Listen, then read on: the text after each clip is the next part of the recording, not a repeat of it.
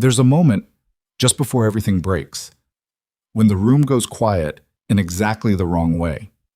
Not peaceful, not calm.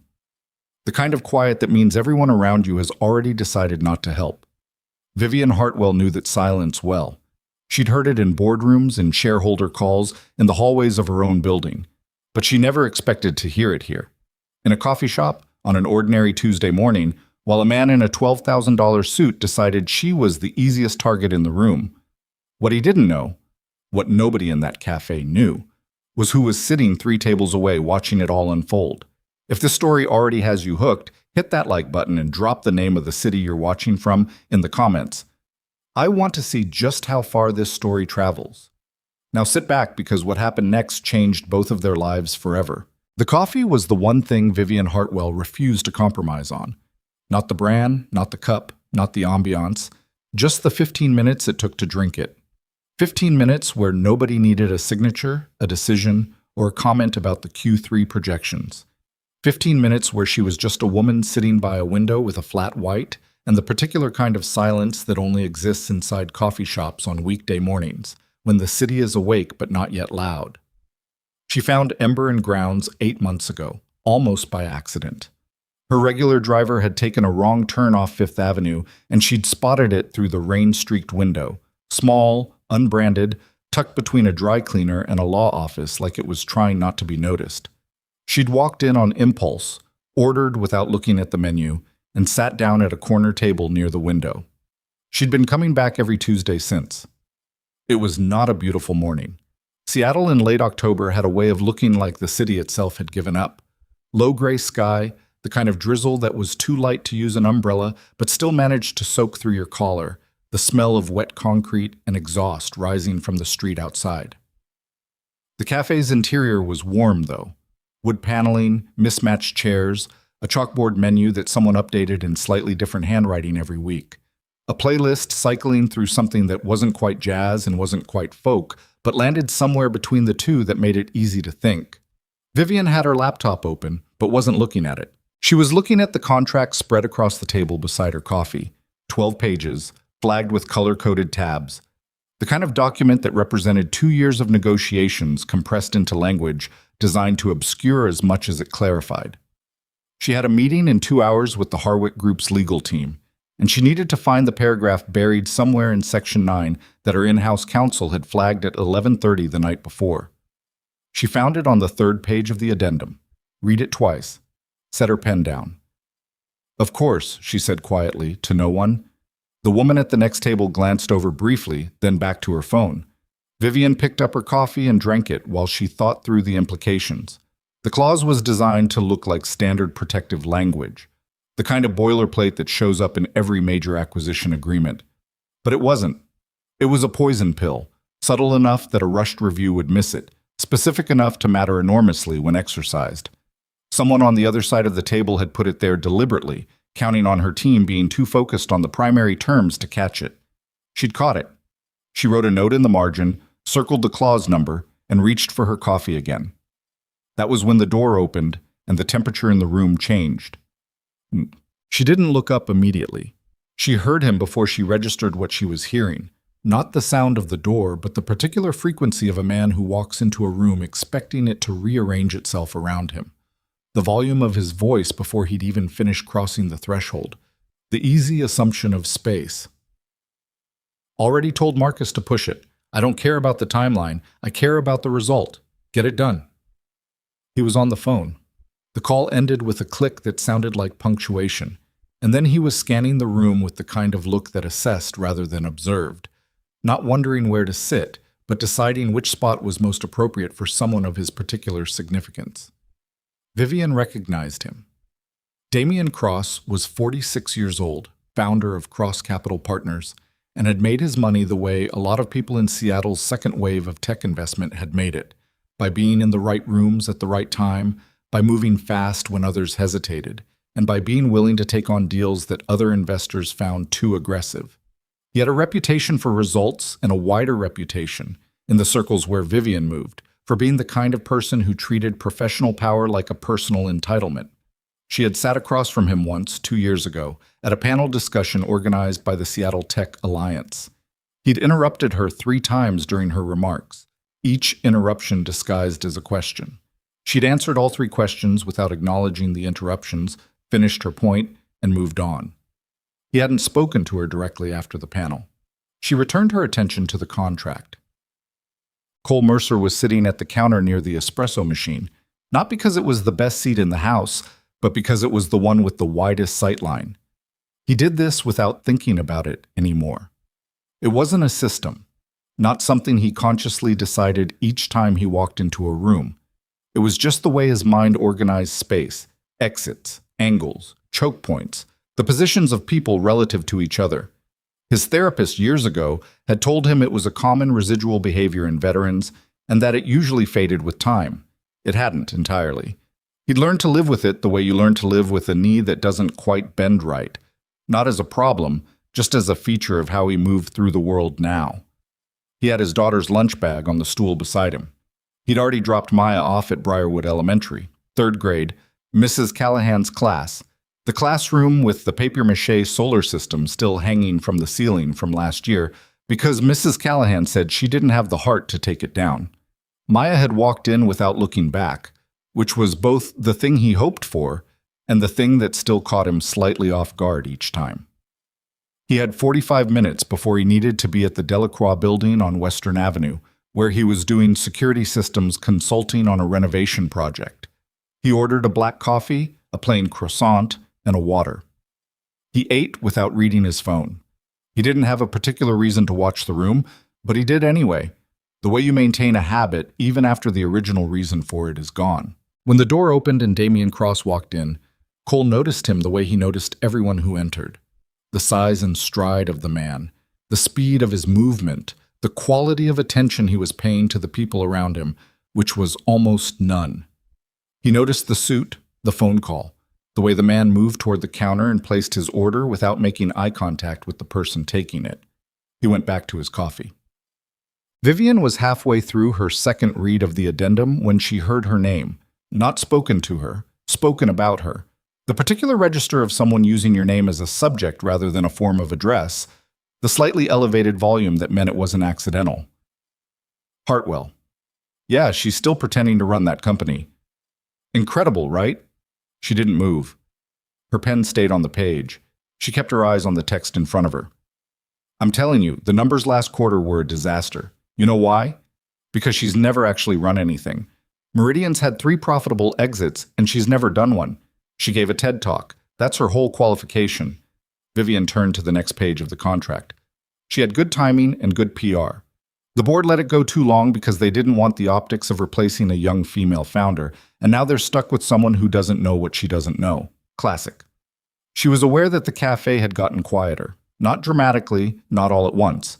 Just the specific quiet of people who are pretending not to listen while listening very carefully. She finished her note on page 4, flipped to page 5, kept her expression neutral. And she's got this deal coming up with Harwick. It's a disaster waiting to happen. The Harwick Group eats companies like hers for breakfast. She'll go in thinking she's got leverage, and they'll walk out with everything and she'll be left holding a consulting agreement and a nice press release about strategic partnerships. Vivian looked up. She hadn't planned to. She'd been managing fine. But something in the particular confidence of his delivery, the certainty of a man who'd never once considered that she might be in the room, made her look up. He was sitting at a table behind her, phone still in his hand, coffee in front of him, talking to someone at his table she hadn't noticed arrive. A younger man in a blazer who was nodding with the trained attentiveness of an assistant. Damian Cross saw her looking at him. For a half-second, his expression shifted, caught, recalibrated, resolved into something worse than it had been before. He smiled. Vivian Hartwell, he said, loud enough that it wasn't a private observation anymore. I didn't see you there. I know, she said. He looked at the papers spread across her table. Working on the Harwick deal? Bold move, brave even, given the position you're in. I don't know what position you're referring to. Don't you? He tilted his head. Your burn rate last quarter, the senior VP departures, what was it, 3 and 6 months?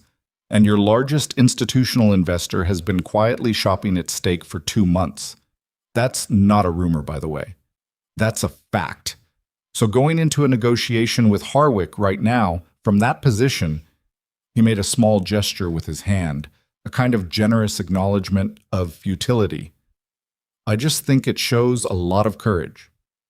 The assistant in the blazer was staring at his coffee cup. The woman at the next table was very still. Damien, Vivian said carefully, I don't discuss company financials in coffee shops. Of course not. That would require having financials worth discussing. He laughed.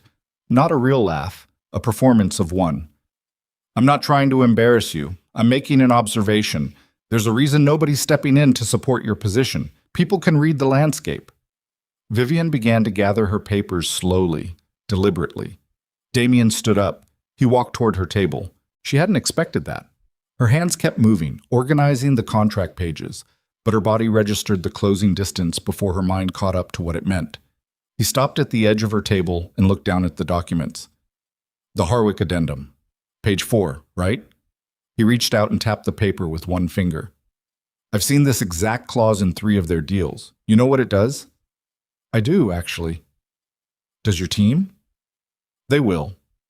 He leaned forward slightly, not a threatening posture exactly, but a space violation, the specific kind that was designed to be denied if called out. Vivian, I'm serious. You are not equipped for this. The company is not in a position for this deal. Walk away from Harwick, restructure quietly, bring in someone with actual M&A experience to run point, and in 2 years you'll have something worth building on. Right now you're heading into a negotiation you're going to lose, and it's going to be public, and it's going to be ugly, and it's going to confirm every single thing that people have been saying about you since day one. What have they been saying about me since day one? That you were a nice story, he said, and nice stories don't scale. He picked up his coffee from his own table and then, whether it was careless or deliberate or something that couldn't be proven either way, he set it back down directly on the corner of her contract pages. The liquid sloshed, the lid gave, and hot coffee spread across 8 pages of the addendum in a dark, widening stain. Vivian pushed back from the table. Damien looked at the documents, then at her. Oh, sorry about that. He didn't sound sorry. He sounded like a man who'd just confirmed something he'd suspected. Vivian's jaw was tight. She reached for napkins, started pressing them against the papers, watched the ink begin to bleed at the edges of her margin notes. 2 years of negotiation, 8 pages of addendum, 2 hours before the meeting where she needed these documents, and he was watching her try to save them with the mild interest of someone observing a minor inconvenience happen to a stranger. You know what your problem is? He said. You still think this is a meritocracy. She didn't answer. It's not. It never was. And the sooner you accept that, the sooner you can figure out what role you're actually suited for. One of the men who'd come in with Damien, she hadn't noticed them before, 2 of them, large, positioned near the door, shifted their stance. Not aggressive, not yet, but present. Specifically present in the way that meant they were waiting to be used. Nobody in the cafe spoke. The barista behind the counter had gone very still. The woman at the next table was looking at her phone with the concentration of someone who had made a decision. Vivian looked at the ruined documents and felt the particular cold of understanding exactly what was happening. Not just the documents, not just the comments, the performance of it, the audience, the studied impunity of a man who'd done this before and found that rooms full of witnesses made no difference at all. Cole set his coffee cup down. He'd been watching for about 40 seconds, which was long enough. He'd clocked the 2 men by the door in the first 10 seconds. The way they stood, the way they held their hands, the slight outward angle of their shoulders that wasn't natural. Not law enforcement, private, probably former something, which meant trained enough to be a problem, not trained enough to be a real one. The woman, he didn't know her, was holding herself very carefully. That was the thing that registered most clearly. Not the anger, not the embarrassment, but the control. The particular effort of someone who had decided not to let a room full of strangers see them break. He picked up his daughter's lunch bag. He thought about Maya walking into her classroom without looking back. He thought about the fact that he had a 9 a.m. consultation to get to and that this was not his situation, and that the woman at that table was a grown adult who had every right to manage her own affairs. He got off the stool. He walked across the cafe. He stopped about 4 feet from Damien Cross, which was a distance chosen deliberately, close enough to have a conversation, far enough that nothing about his posture could be read as a physical engagement. "Hey," he said. Damien turned. His eyes moved over Cole in about half a second. The jacket, the practical boots, the worn canvas bag, the lunch bag, the total absence of anything that cost more than $100, and completed their assessment. "Can I help you?" "I don't think so." Cole looked at the table, at the ruined documents, at the spread of coffee soaking through what had clearly been someone's important work. "I was just going to say that you should probably leave." Damien's expression shifted into something that was almost amused. "Excuse me?" "You should leave. You've done enough here." "I'm sorry. Who are you?" "Doesn't matter." "No, seriously." Damien glanced back at his assistant, who was now studying a point on the wall behind Cole's head. "Who are you?" "Because I'm having a private conversation." "It wasn't private," Cole said. "You made sure of that. And I'd appreciate if you'd go back to whatever you were doing." "I'm done with what I was doing." The two men by the door took a step forward. Cole didn't look at them. He already knew exactly where they were. Damien studied him for a moment, apparently arriving at a conclusion. "Listen, friend, I don't know what you think is happening here, but this is a business conversation between professionals, and you are—" He looked at the lunch bag. "Clearly on your way somewhere. So why don't you just— You spilled coffee on her documents, deliberately, and then you stood there and watched her try to clean it up." Cole's voice hadn't risen. It had a quality of being quiet in a way that wasn't the absence of something. It was the presence of something very still. "That's what I saw. That's what everybody in here saw." The cafe was utterly silent. Damien's jaw tightened. "You have no idea who you're talking to." "Doesn't change what I saw." "Marcus," Damien said. The larger of the two men by the door moved. He was fast, faster than someone his size usually was, which confirmed what Cole had suspected. He came from the left, the angle calculated to put Cole between him and the table, which was a standard crowd control positioning, non-escalatory on the surface, designed to create the impression of a simple removal rather than a confrontation. Cole didn't move. He let the man get to within arm's reach, and then he shifted his weight 3 inches to the left and angled his shoulder, and the man's outstretched hand found no purchase, and the momentum he'd generated carried him forward instead of where he'd planned to go. He caught his balance on the edge of the counter, knocking a ceramic mug that teetered and was caught by the barista. Nobody had been touched. Nobody had been hurt. It had lasted about 1.5 seconds. The second man stopped where he was. Cole looked at Damien Cross. "You should leave," he said again. Vivian was watching him with an expression he couldn't entirely read. Not relief, not gratitude, something more complicated. Like someone who had just seen something that required adjusting a calculation they'd already made. Damien's face had gone through several stages and arrived at something cold. "You just made a very serious mistake." "Maybe." Cole picked up his daughter's lunch bag from where he'd set it on the counter. "But you should still leave." The moment held, and then Damien Cross straightened his jacket, said something quietly to his assistant, and walked toward the door. The two men followed, the door closed behind them. The cafe stayed quiet for a long moment. Then the barista said very quietly, "Can I get anyone anything?" And the noise came back gradually, the way it always does. Small conversations restarting, cups being moved, the playlist finding its way back into the room. Cole turned back to the counter to retrieve his jacket. He became aware, a moment later, that someone was standing beside him. "Thank you," Vivian said. "You don't have to do that." "I know." She paused. "You didn't have to do that either." He looked at the lunch bag in his hand. "No, I didn't. Can I ask you something?" He glanced at her. This close, he could see what the distance had obscured, the careful steadiness of her expression, the slight tension around her eyes that wasn't anger, something that had been working hard to hold its shape. "You move differently than most people," she said. "When Marcus came at you, you moved like you'd done that before. I've done a lot of things before, Cole said. Her eyes studied him for a moment, not assessing, more like she was recalibrating something. I'm Vivian Hartwell. Cole Mercer. You have somewhere to be, Cole Mercer? He looked at the clock above the espresso machine. 40 minutes to Western Avenue. 15 on foot if you moved. Yeah. Okay. She nodded, seemed to accept this without needing anything else from it. She held out her hand. He shook it. Her grip was firm, and she didn't make anything out of it. Good luck with the documents, he said. I have them backed up. For the first time, the careful steadiness gave way to something slightly drier. I'm not an idiot, he almost smiled. I didn't think you were. He put on his jacket, picked up the lunch bag, and walked toward the door. He didn't look back, but he heard the sound of her settling back into her chair, the specific quiet of someone who had survived something they hadn't expected and was now doing the only thing available, continuing. Outside, the drizzle had thickened slightly. Cole zipped his jacket and started walking.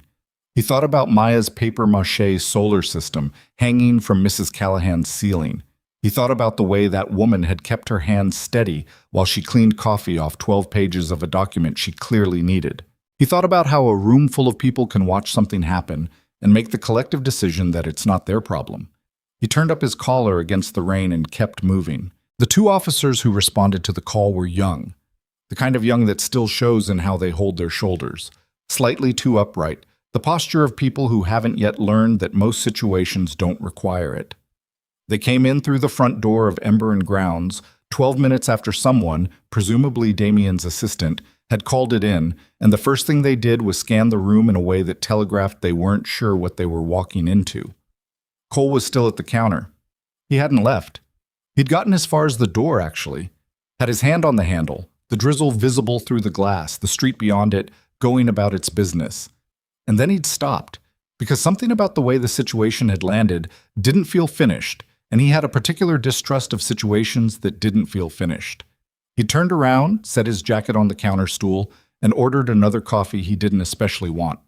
The barista, a woman in her mid-20s named Rachel, according to her name tag, who had remained impressively composed throughout the entire incident, poured it without being asked if he wanted room for cream. She'd already figured that out. Vivian had moved to a different table, not because she'd been asked to, but because the original table was still damp, and there was something in the deliberate way she'd relocated, gathering her papers, her bag, her laptop, and moving 4 feet to the left without asking anyone's permission.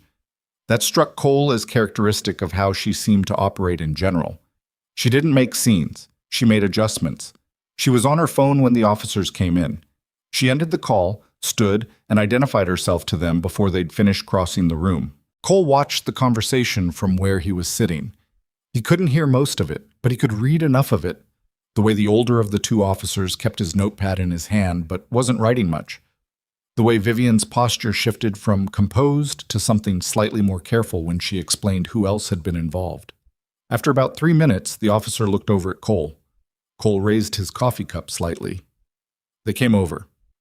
The older one, his name tag said Briggs, had the look of someone who'd worked patrol long enough to have strong opinions about which situations were actually what they appeared to be.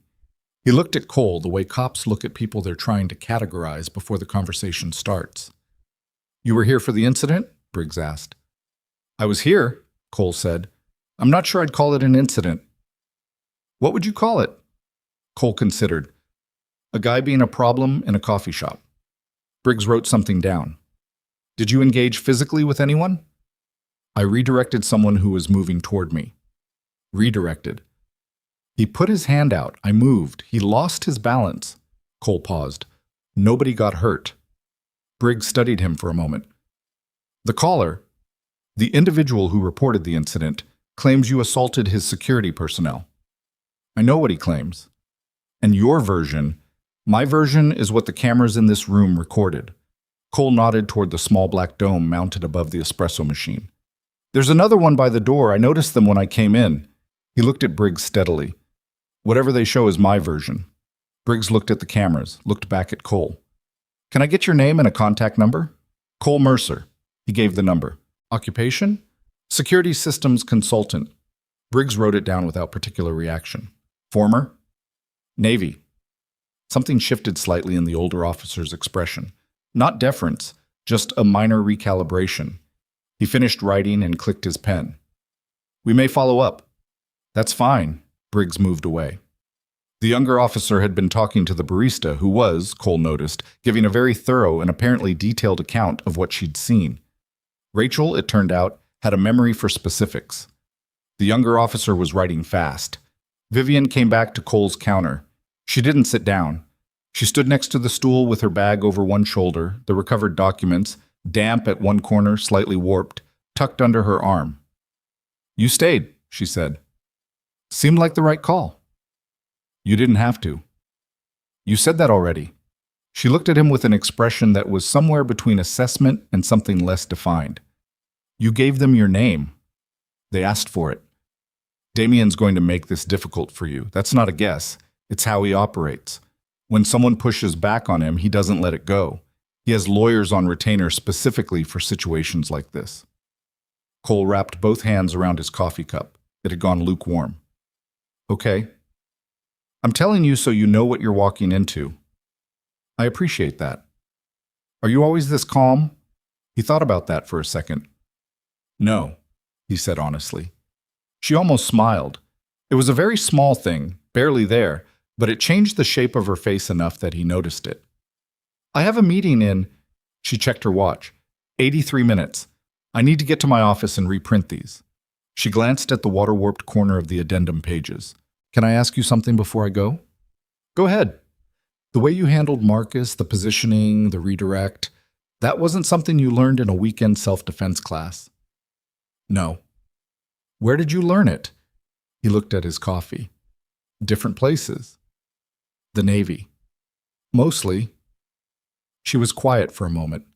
Outside, a delivery truck was backing up, its warning beeps regular and indifferent. What do you do now? You said security systems. Consulting, assessments, installations, risk evaluations for commercial properties. Do you like it? It was an unexpected question. Most people in her position, he figured, would have led with the professional details. Years of experience, specific skill sets, certifications, not whether he liked it. It's a good job, he said. That's not what I asked. He looked at her. It's a fine job. It pays well. The hours work for my situation. He paused. It's not the most interesting work I've ever done. What was the most interesting work you've ever done? Work I can't talk about in a coffee shop. She received that without pressing it. I'm going to need to deal with the police follow-up and whatever Damien decides to do legally. My team will want to know everything. She reached into her bag and produced a card, set it on the counter near his coffee. If you're willing to give a statement, a formal one, not just to Officer Briggs, it would help. You don't have to. He looked at the card. Clean design, just her name and a number and the Hartwell Technologies logo in the corner. I'll think about it. That's all I'm asking. She picked up her bag more firmly, the gesture of someone preparing to shift back into a different mode. Cole. Yeah. Thank you. I know I've said it. I'm saying it again because I mean it specifically. Not just for stepping in, but for staying. He didn't have a good answer for that, so he just nodded. She walked out. He sat with his lukewarm coffee for another few minutes, looking at her card on the counter, listening to the cafe recompose itself around him. Rachel came by and refilled his cup without asking. On the house, she said. You don't have to do that. I know, she said, and moved on. He picked Maya up at 3:15.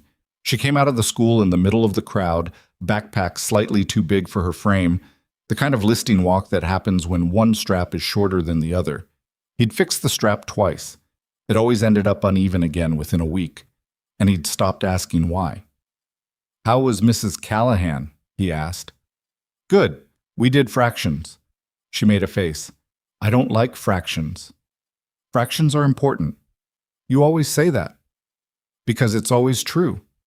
She climbed into the passenger seat with the particular athleticism of an 8-year-old who doesn't think about how they're doing things, just does them. She dropped the backpack between her feet and looked at him with a directness that he'd noticed she'd had since she was about 3. This tendency to just look at people, steadily, without the social softening that most people learn to apply. You look like something happened, she said. Something did happen. Something usually happens. What happened today? Nothing I couldn't handle. He started the car. Did you eat your lunch? Most of it. I didn't eat the apple slices. Why not? They were kind of brown. He'd cut the apple that morning at 6:45 and packed them in a sealed container with a squeeze of lemon to keep them from browning. They'd still browned. This happened every time, and he couldn't figure out why. I put lemon on them. I know, they still got brown. Next time I'll put them in a separate container. Next time just put in grapes. I'll put in grapes. She seemed satisfied with this. She looked out the window at the school disappearing behind them. Dad? Yeah. Caleb Moss said that his dad is a hedge fund manager, and that's the most important job there is. Cole merged onto the avenue. What did you say? I said I didn't know what a hedge fund was. Fair response. What is it? It's a way of investing money. Some people do very well at it. Is it important? Caleb Moss's dad probably thinks so.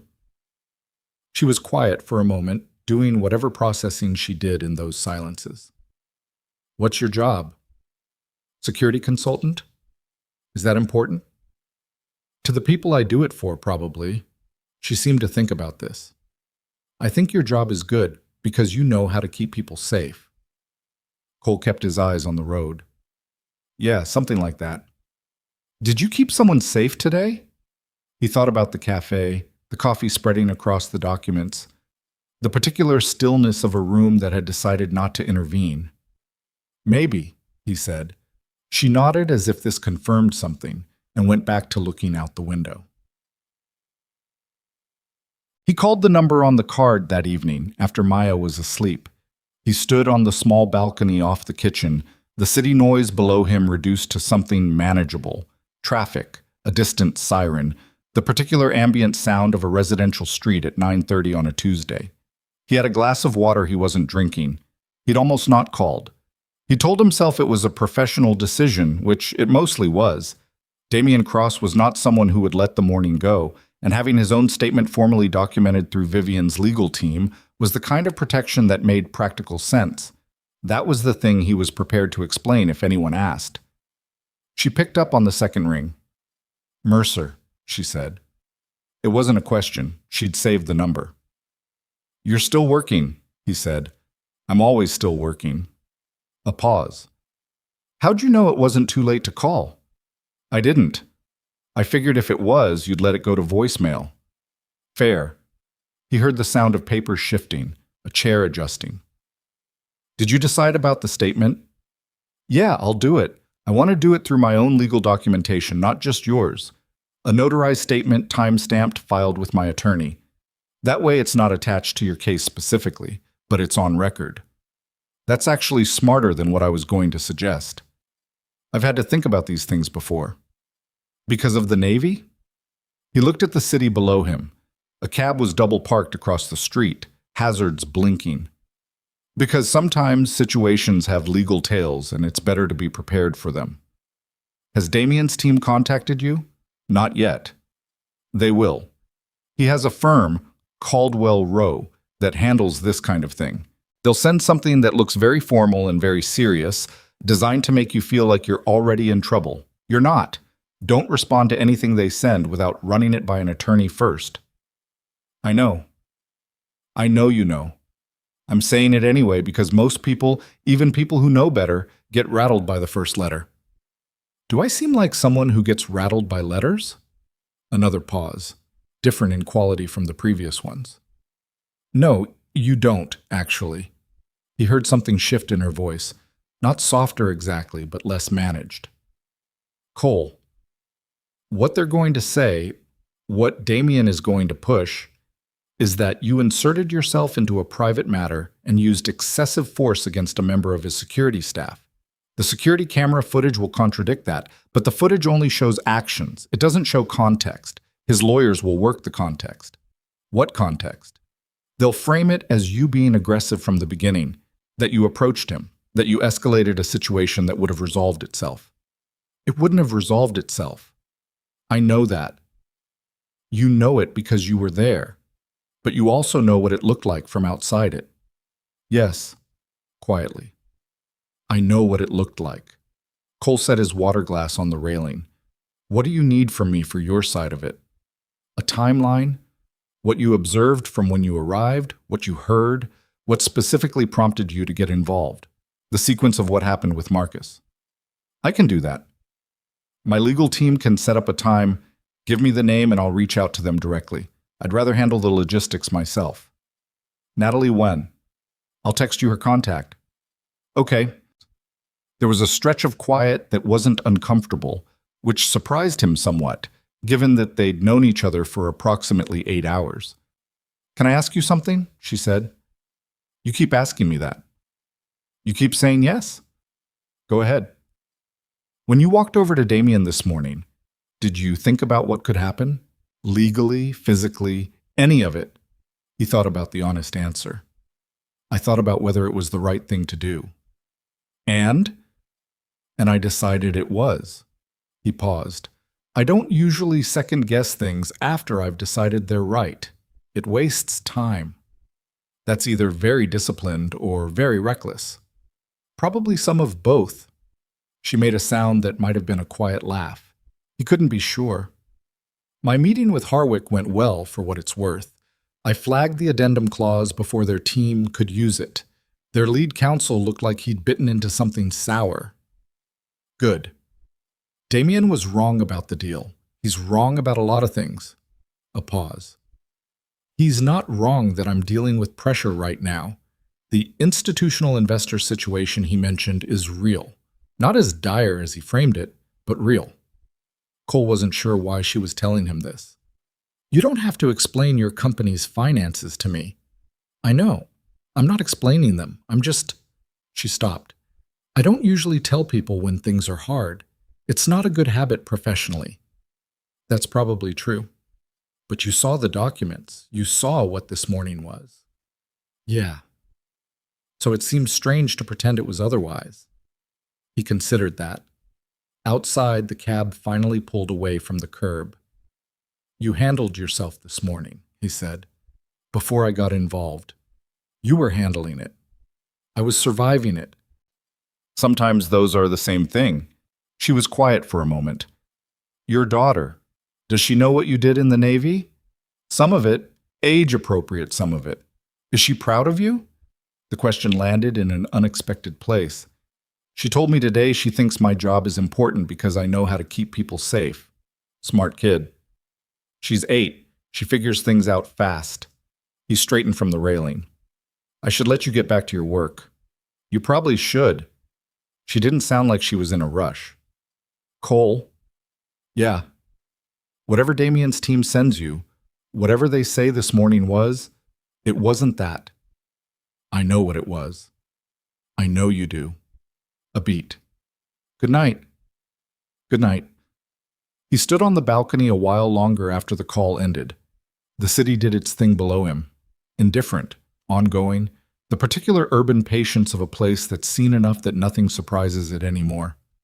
He went back inside and rinsed his water glass and checked Maya's door. She was asleep on top of the covers, one arm hanging off the edge of the bed, the paperback she'd been reading face down on the floor beside her.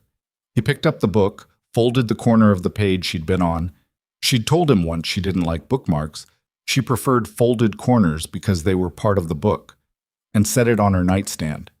He moved her arm back onto the bed. She didn't wake up. He stood in her doorway for a moment. The nightlight she still used, a small moon-shaped thing, soft yellow, cast the room in something gentle.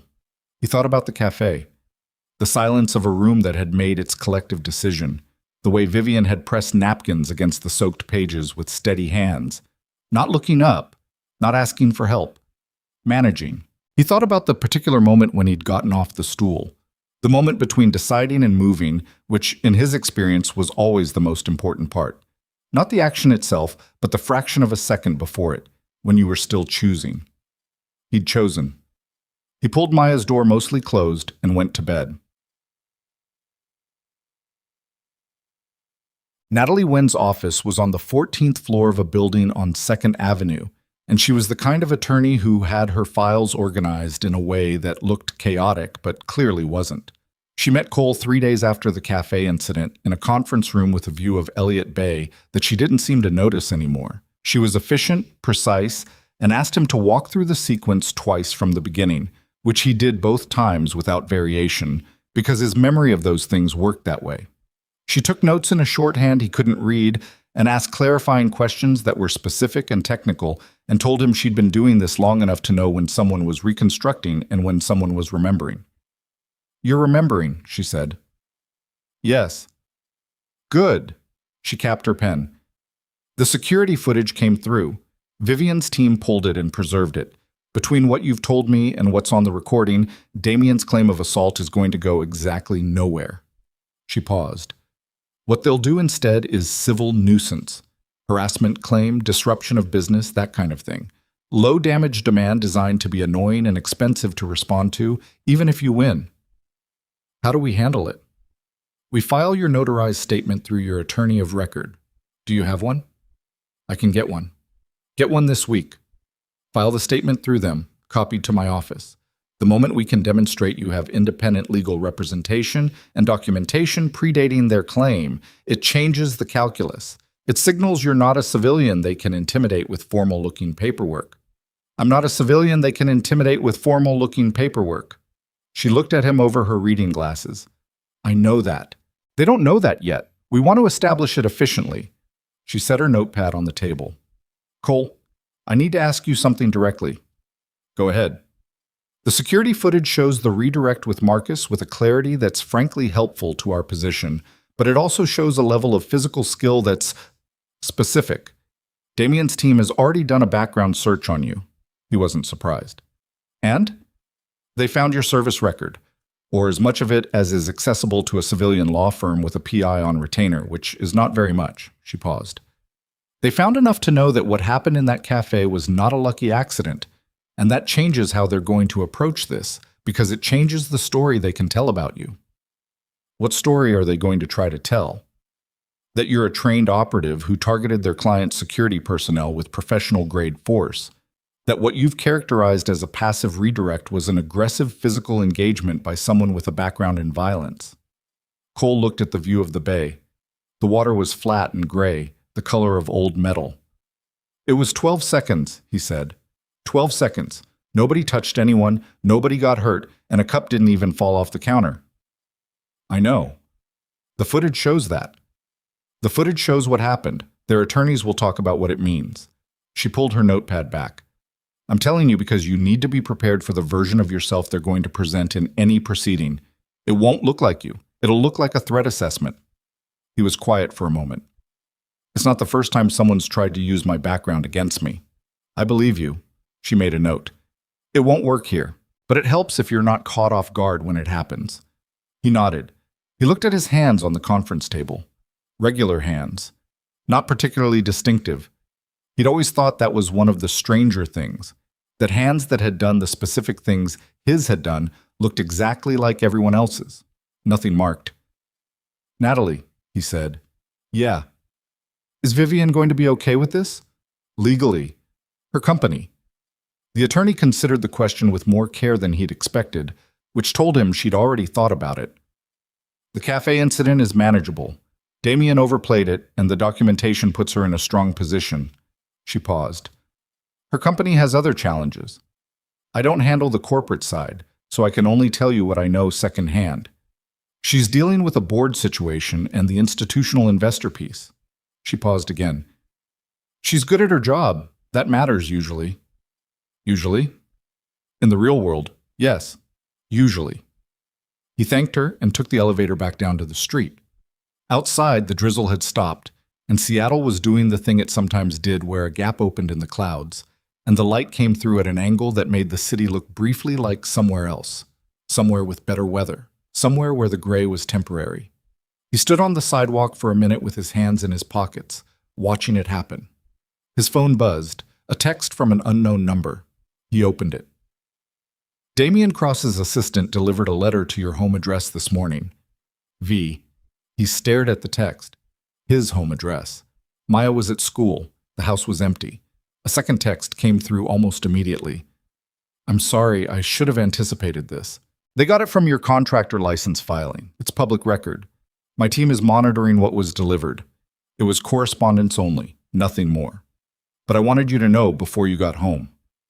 He stood on the sidewalk with the phone in his hand. There was a particular feeling he knew from other contexts. The feeling of a situation that had shifted, that had moved from something containable to something that had reached past its edges into territory he hadn't planned for. It wasn't panic.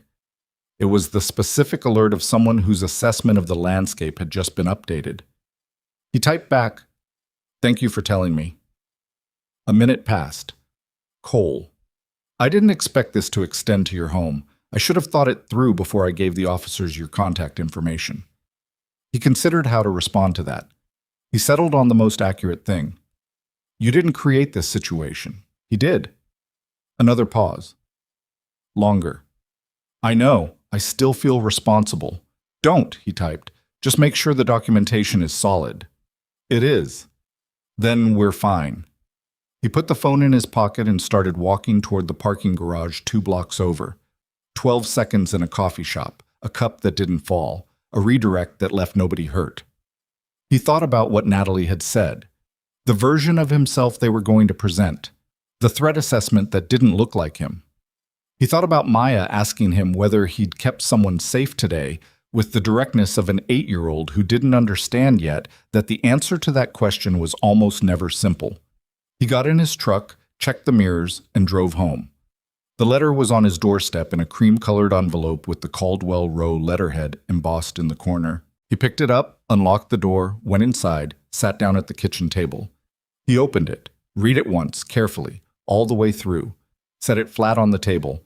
Then he picked up his phone and called the attorney he'd gone to school with, the one who owed him a favor from a situation in Tacoma 3 years ago, and said, "Danny, I need you to take a case." Danny Kowalski had gone to law school on the GI Bill after 2 tours in the Army, which meant he understood certain things about the way situations escalated that most attorneys had to learn from case files. He read the Caldwell Row letter in about 4 minutes, set it down on his desk, and said, "They're fishing." "I know," Cole said. "They don't have anything that sticks. This language here," Danny tapped the 3rd paragraph. "This is designed to look like a formal legal threat. It's actually a demand letter with no specific claim attached. They're waiting to see how you respond before they decide what to file." "So what's our response?" "Nothing. We file your notarized statement this week through my office. We send Caldwell Row a single line acknowledging receipt of their correspondence, and we wait." Danny leaned back in his chair.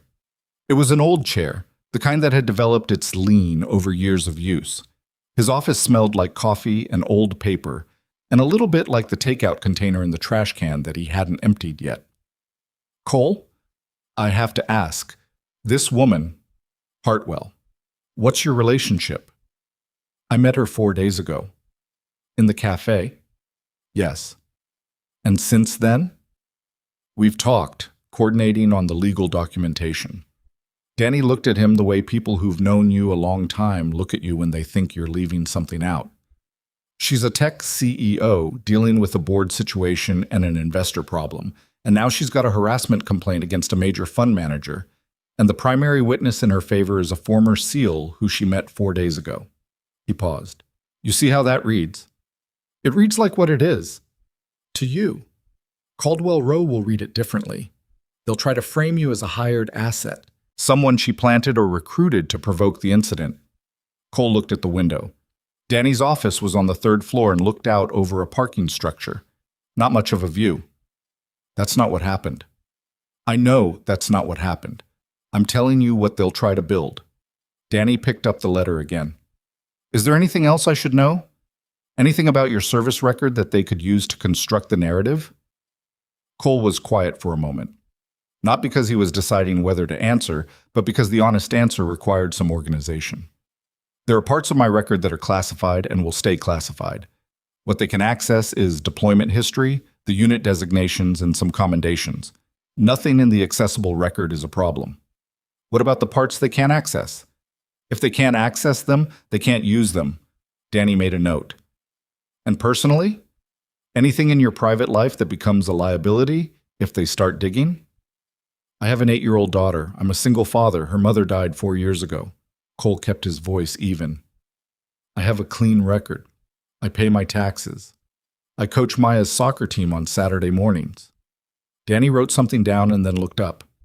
You coach 8-year-old soccer? Yes. You're a former SEAL who coaches 8-year-old soccer. They needed a coach. I know how to run drills. Danny set his pen down and laughed.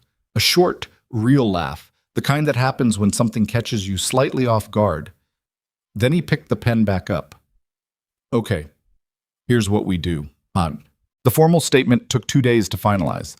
Cole went through it line by line with Danny, which was a slower process than it needed to be because Cole had a tendency to be more precise than legal language usually accommodated, and Danny had a tendency to want to smooth things into standard phrasing, and they disagreed on about 6 specific word choices before arriving at a version that was both accurate and legally clean.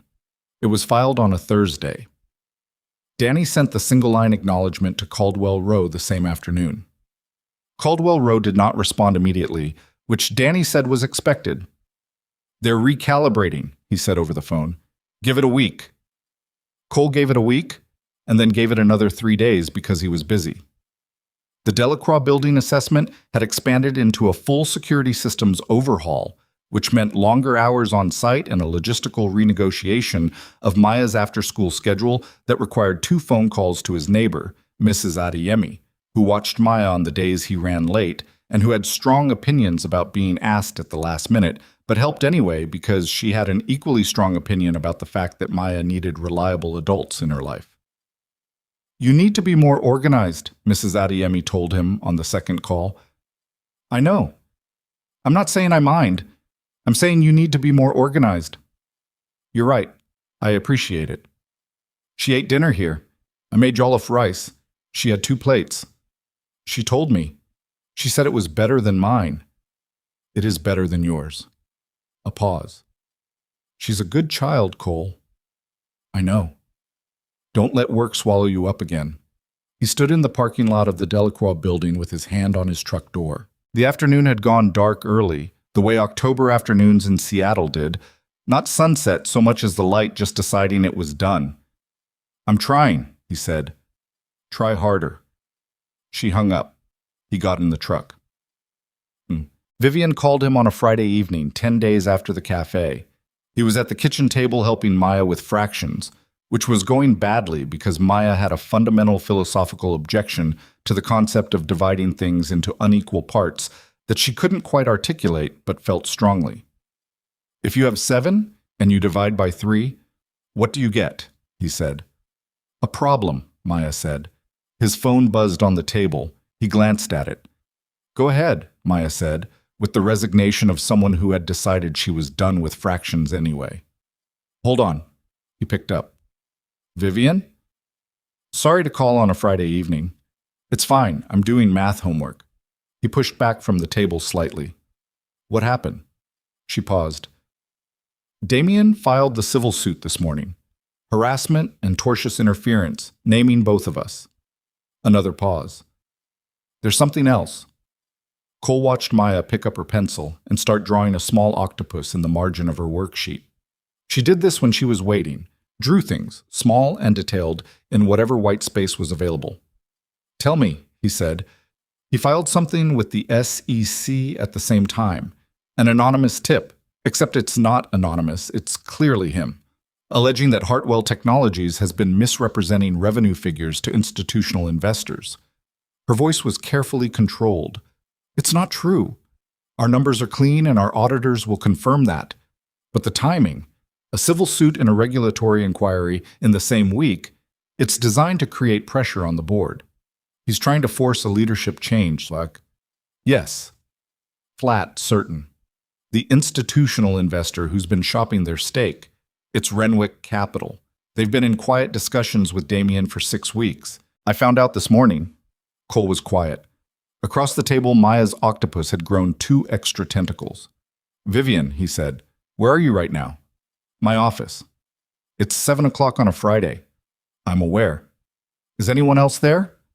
My deputy general counsel, 2 people from the finance team. Okay, he thought. The SEC inquiry. They'll want documentation going back how far? 3 years minimum, probably 5. Is your finance team prepared for that? They're preparing now. That's why they're still here. And the board? A pause that held more information than the words that followed it. I have a call with 3 board members tomorrow morning, the ones I trust. I need to get in front of the narrative before Damien does. Cole leaned his elbow on the table. Maya had looked up from her octopus and was watching him with the focused attention she applied to things she'd decided were interesting. He made a small gesture with his chin, the one that meant keep working, and she went back to the octopus but kept her ears open. He knew she kept her ears open. He'd given up pretending otherwise. "What do you need from me right now?" he said. "Nothing. I wanted to tell you directly, before you heard it somewhere else." Another pause. "You're named in the civil suit. You had a right to know immediately." "I know. Danny already called me." "Oh." Slight shift in her voice. "Okay, good." "Vivian?" "Yeah." "You've handled worse than Damien Cross." She was quiet for a moment. "Have I?" "I don't know your whole story, but I know what I've seen. And what I've seen is someone who catches a poison pill clause in a contract that 2 lawyers missed, who keeps her hand steady when someone's trying to humiliate her in public, and who calls the person she's dragged into her legal situation on a Friday evening to give him a heads up before he hears it from someone else." He paused. "That's not someone who loses to Damien Cross." The silence on the other end was longer than the previous ones. "That might be the nicest thing anyone said to me in about 4 months," she said finally. "Then the people around you have been doing a poor job. I can be difficult to say nice things to. I tend to analyze them." "Are you analyzing that one?" "A little bit," she admitted. "Old habit." "Stop it," she laughed. It was a real laugh, short, slightly surprised, the kind that happens when someone catches you not expecting it. "Okay. Call me after the board meeting tomorrow." "You don't need to be involved in—" "I'm already involved. Damien made sure of that when he put my name on the suit. Call me after the board meeting." A beat. "Okay. I will." He set the phone down and looked at Maya, who had added a small submarine to the octopus drawing. "Is she okay?" Maya asked. "She's dealing with some problems at work." "What kind of problems?" "The kind where someone's trying to make things difficult for her because they think they can." Maya considered this with the gravity she applied to things she decided were serious. "That happened to me in 2nd grade. Caleb Moss told everyone I cheated on the spelling test." "I remember." "I didn't cheat." "I know you didn't." "Mrs. Patterson figured it out." She added a small fish near the submarine. "Sometimes people figure it out." Cole looked at his daughter's margin drawing. The octopus, the submarine, the fish, the small and complicated world she'd built in the white space of a fraction worksheet. "Yeah," he said. "Sometimes they do." The board call the next morning lasted 2.5 hours. Cole knew this because Vivian texted him when it started. "Beginning now. We'll call when done." And she called him at 11:47. "How'd it go?" he said. He was at the soccer field, the Saturday morning practice having just ended, 8-year-olds dispersing toward parents in various stages of coffee dependency. 3 out of 3 stayed with me. She sounded like someone who'd been holding tension for 2.5 hours and was now doing the careful work of releasing it in pieces.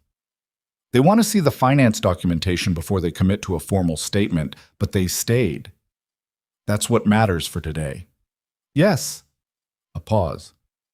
"The other 2 board members, the ones I didn't call, they're going to be a problem. Damien's had access to them. I can see the shape of it now.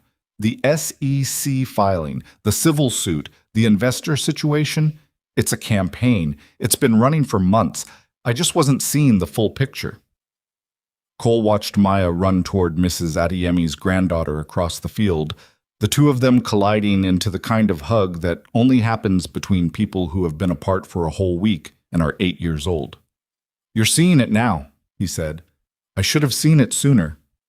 "Maybe. But you're seeing it now. That's where you are. You're very practical." "Is that a complaint?" "No, it's... Actually, no, it's not." She paused. Cole, I want to ask you something, and I want you to hear it the right way before you answer. He already knew, roughly, what it was going to be. He'd known it was coming since Natalie Wen's office. Okay, I need someone I can trust, not just legally. I have attorneys. I need someone who can look at a situation and tell me what's actually happening versus what someone wants me to think is happening. Someone who can assess the people around me, the security of my communications, the physical environment when it matters. She paused. I need someone with your specific skill set, applied to my specific situation. And I'd like it to be you. The field had almost cleared. Maya was standing in the middle of the grass with her cleats unlaced, looking up at something in the sky Cole couldn't see from where he was standing. Vivian, he said, I have a daughter. She's my first consideration in every decision. I know. If I take a role like what you're describing, it's not a 9 to 5. It's not going to respect school pickup times. I know. I've thought about that. Have you? I have. I wouldn't ask someone to compromise their child's stability for my company's problems. That's not... She stopped. Started again. What if the role is designed around your life, not mine? I set my own hours most of the time. The situations that need immediate response are the exception, not the rule. We could structure something that works for you specifically.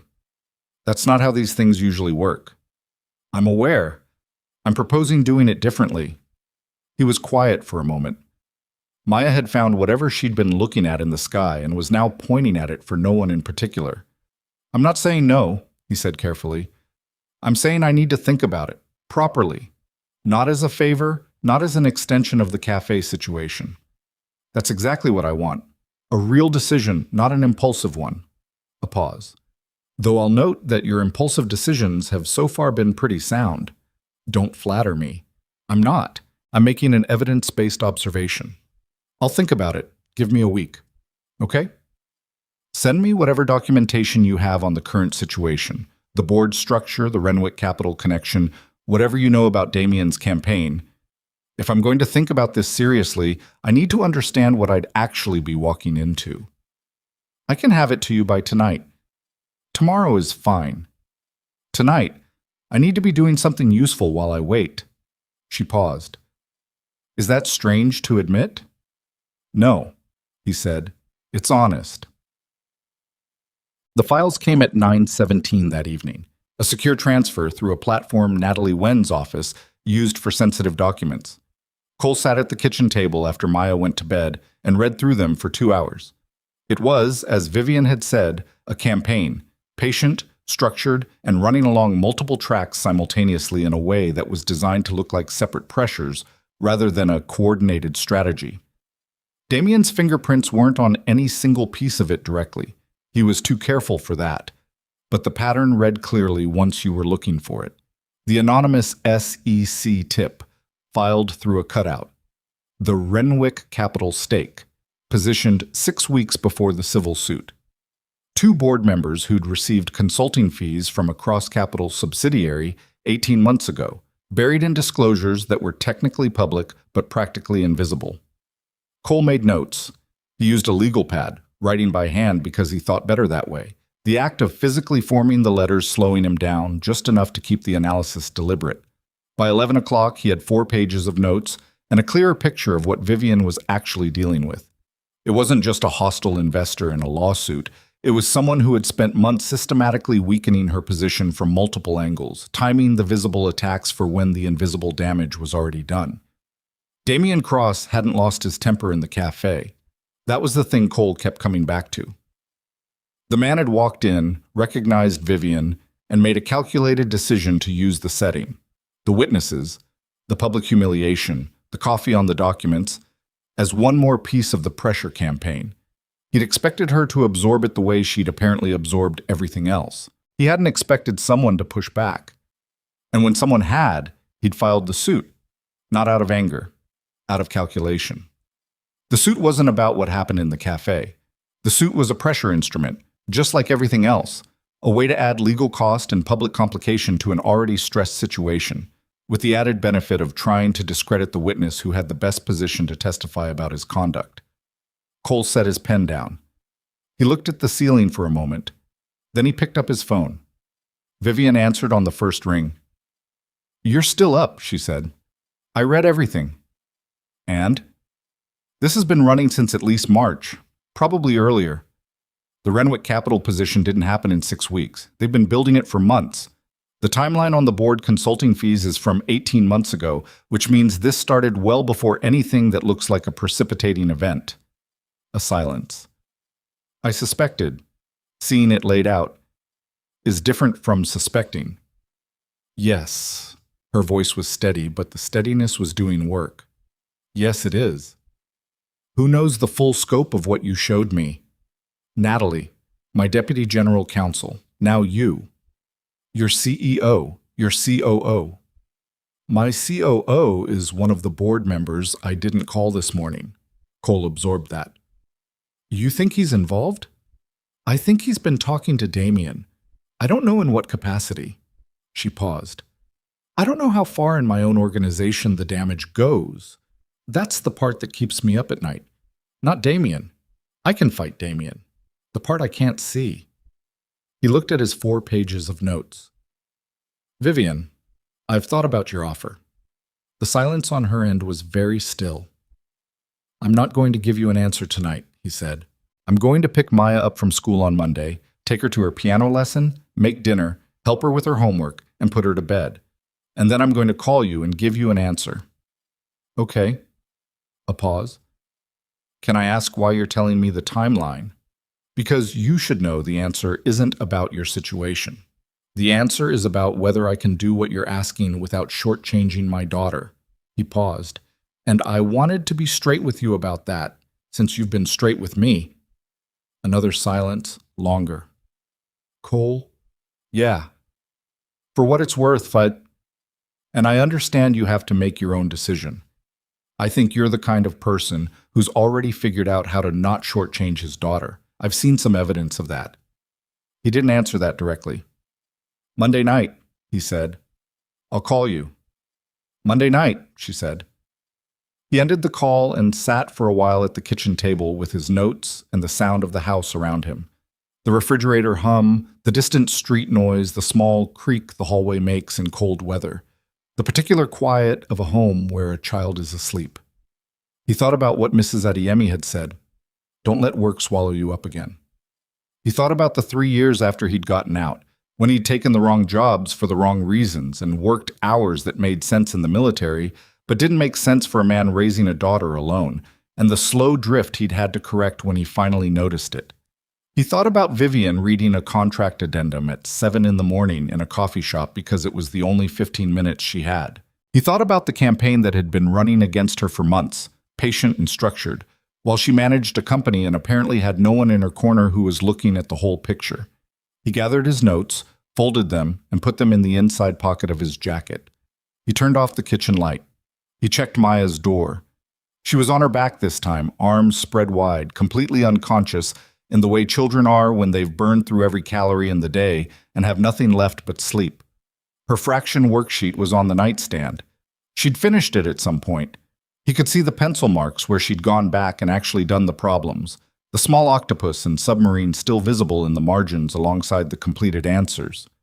He stood there for a moment. 7 divided by 3 is 2 with a remainder of 1. And the remainder is not a problem. The remainder is just what's left over that doesn't fit neatly, and you carry it forward into the next thing. He pulled her door almost closed and went to bed. Monday came the way Mondays do, without ceremony, with the full agenda of an ordinary day demanding its due. He dropped Maya off, ran 2 consultations back to back, ate lunch in his truck, picked her up, sat through 45 minutes of piano practice that included 1 piece played correctly and 1 piece played with a confidence that bore no relationship to accuracy, made pasta for dinner because it was fast, helped with homework, got the bedtime logistics done. At 8:53, he called Vivian. "Yes," he said when she picked up. A pause. "Yes? I'll take the role, with the conditions we discussed." She was quiet for a moment longer than he expected. "Okay," she said, and then, more quietly, "Thank you." "Don't thank me yet.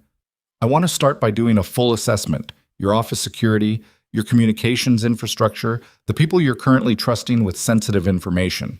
And I want to talk to Natalie Wen this week about how we structure this formally so there's no ambiguity about what I'm there to do. I can set that up tomorrow. Good. Cole? A pause. I want to be clear about something. I'm not hiring you because I'm scared. I'm hiring you because I'm tired of not being able to see the whole board. I know, he said. That's why I said yes. The silence that followed was comfortable in a way he hadn't anticipated. Not empty, not loaded, just the particular quiet of two people who had said what needed saying and didn't feel the need to fill the space after it. Monday night, she said eventually. You said you'd call Monday night. I did. I thought about it all weekend. I know. Did you know I'd say yes? I thought it was likely, he said. I'm cautious, not unpredictable. She laughed. That same short, real laugh. He was beginning to recognize it as the one that happened when he'd said something she hadn't been prepared for. Good night, Cole. Good night. He set the phone on the nightstand and lay back on his bed with his hands behind his head, looking at the ceiling in the dark. The street outside was quiet for a Monday. Somewhere down the block a dog was barking at something, and then it stopped. He thought about the 4 pages of notes folded in his jacket pocket, about the campaign that had been running for months in the background of Vivian Hartwell's life while she managed a company and negotiated contracts and sat in coffee shops on Tuesday mornings trying to find 15 minutes of peace. He thought about Damian Cross walking out of the cafe with the certainty of a man who had never once been held accountable for the specific weight he put on other people. He thought, not this time. He closed his eyes. In the next room, Maya slept with her arms spread wide, and the moon-shaped nightlight held its yellow glow, and the house did its ordinary work of keeping the cold out and the warmth in. He started on a Wednesday, not because Wednesday was significant, but because Tuesday Vivian had a board pre-meeting that she said would run long, and she didn't want his first day to be him sitting in a waiting room while she managed a political fire. That kind of practicality, the willingness to adjust logistics around reality instead of the other way around, was something he'd noticed about her early and continued to notice. He drove to the Hartwell Technologies building on 2nd Avenue at 8 in the morning, parked in the structure 2 blocks over because he wanted to walk the approach on foot and see what the street-level security picture looked like before he was inside it. It took him 11 minutes. He counted 3 camera blind spots in the first half block alone. A service entrance on the north side of the building that had a keypad lock but no camera coverage, and a lobby desk configuration that put the security guard's sightline at an angle that missed the elevator bank entirely when anyone was checking in at the front desk. He made notes before he even walked through the door. The guard at the lobby desk was named Gerald, according to his badge, and he was the kind of man who had been doing the same job for long enough that the checking-in process had become entirely procedural. He looked at Cole's ID, typed something, handed back a visitor badge, and pointed to the elevators without making eye contact. Cole thanked him, clipped the badge, and rode up to the 14th floor. Vivian's assistant, a young man named Theo who moved fast and talked faster, met him at the elevator and walked him back to a conference room that wasn't Vivian's office. Cole noted that too. She was being careful about where the first official meeting happened, which told him she was already thinking about who in her organization might be paying attention to where he was seen. She was already in the conference room when he arrived. She was standing at the window with a coffee cup, looking at the street below, and she turned when he came in with the expression of someone who had been waiting and was trying not to look like it. "You're on time," she said. "I said 8. Most people say 8 and arrive at 8:10. She gestured to the chair across from her. "Coffee?" "I already had some. Thank you." He sat. She sat across from him. Between them on the table were 2 folders, one thin, one thick, and a legal pad with her own notes on it, the handwriting small and dense, the kind that happens when someone is writing for themselves and not for an audience. "Before we start," Cole said, "I want to tell you what I saw on the way in." She set her coffee down. "Go ahead."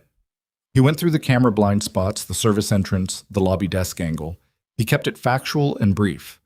She listened without interrupting, which he'd noticed was unusual. Most people, when they were hearing something unflattering about their own setup, felt the need to explain or contextualize as it went. She just listened. "The lobby desk is the most significant problem," he said. Gerald can't see the elevators from his current position when he has a visitor at the check-in point. That's a design flaw, not a personnel flaw. You'd need to reconfigure the desk or add a secondary camera. How long have you been here? About 25 minutes. She was quiet for a moment. Okay, add it to the list.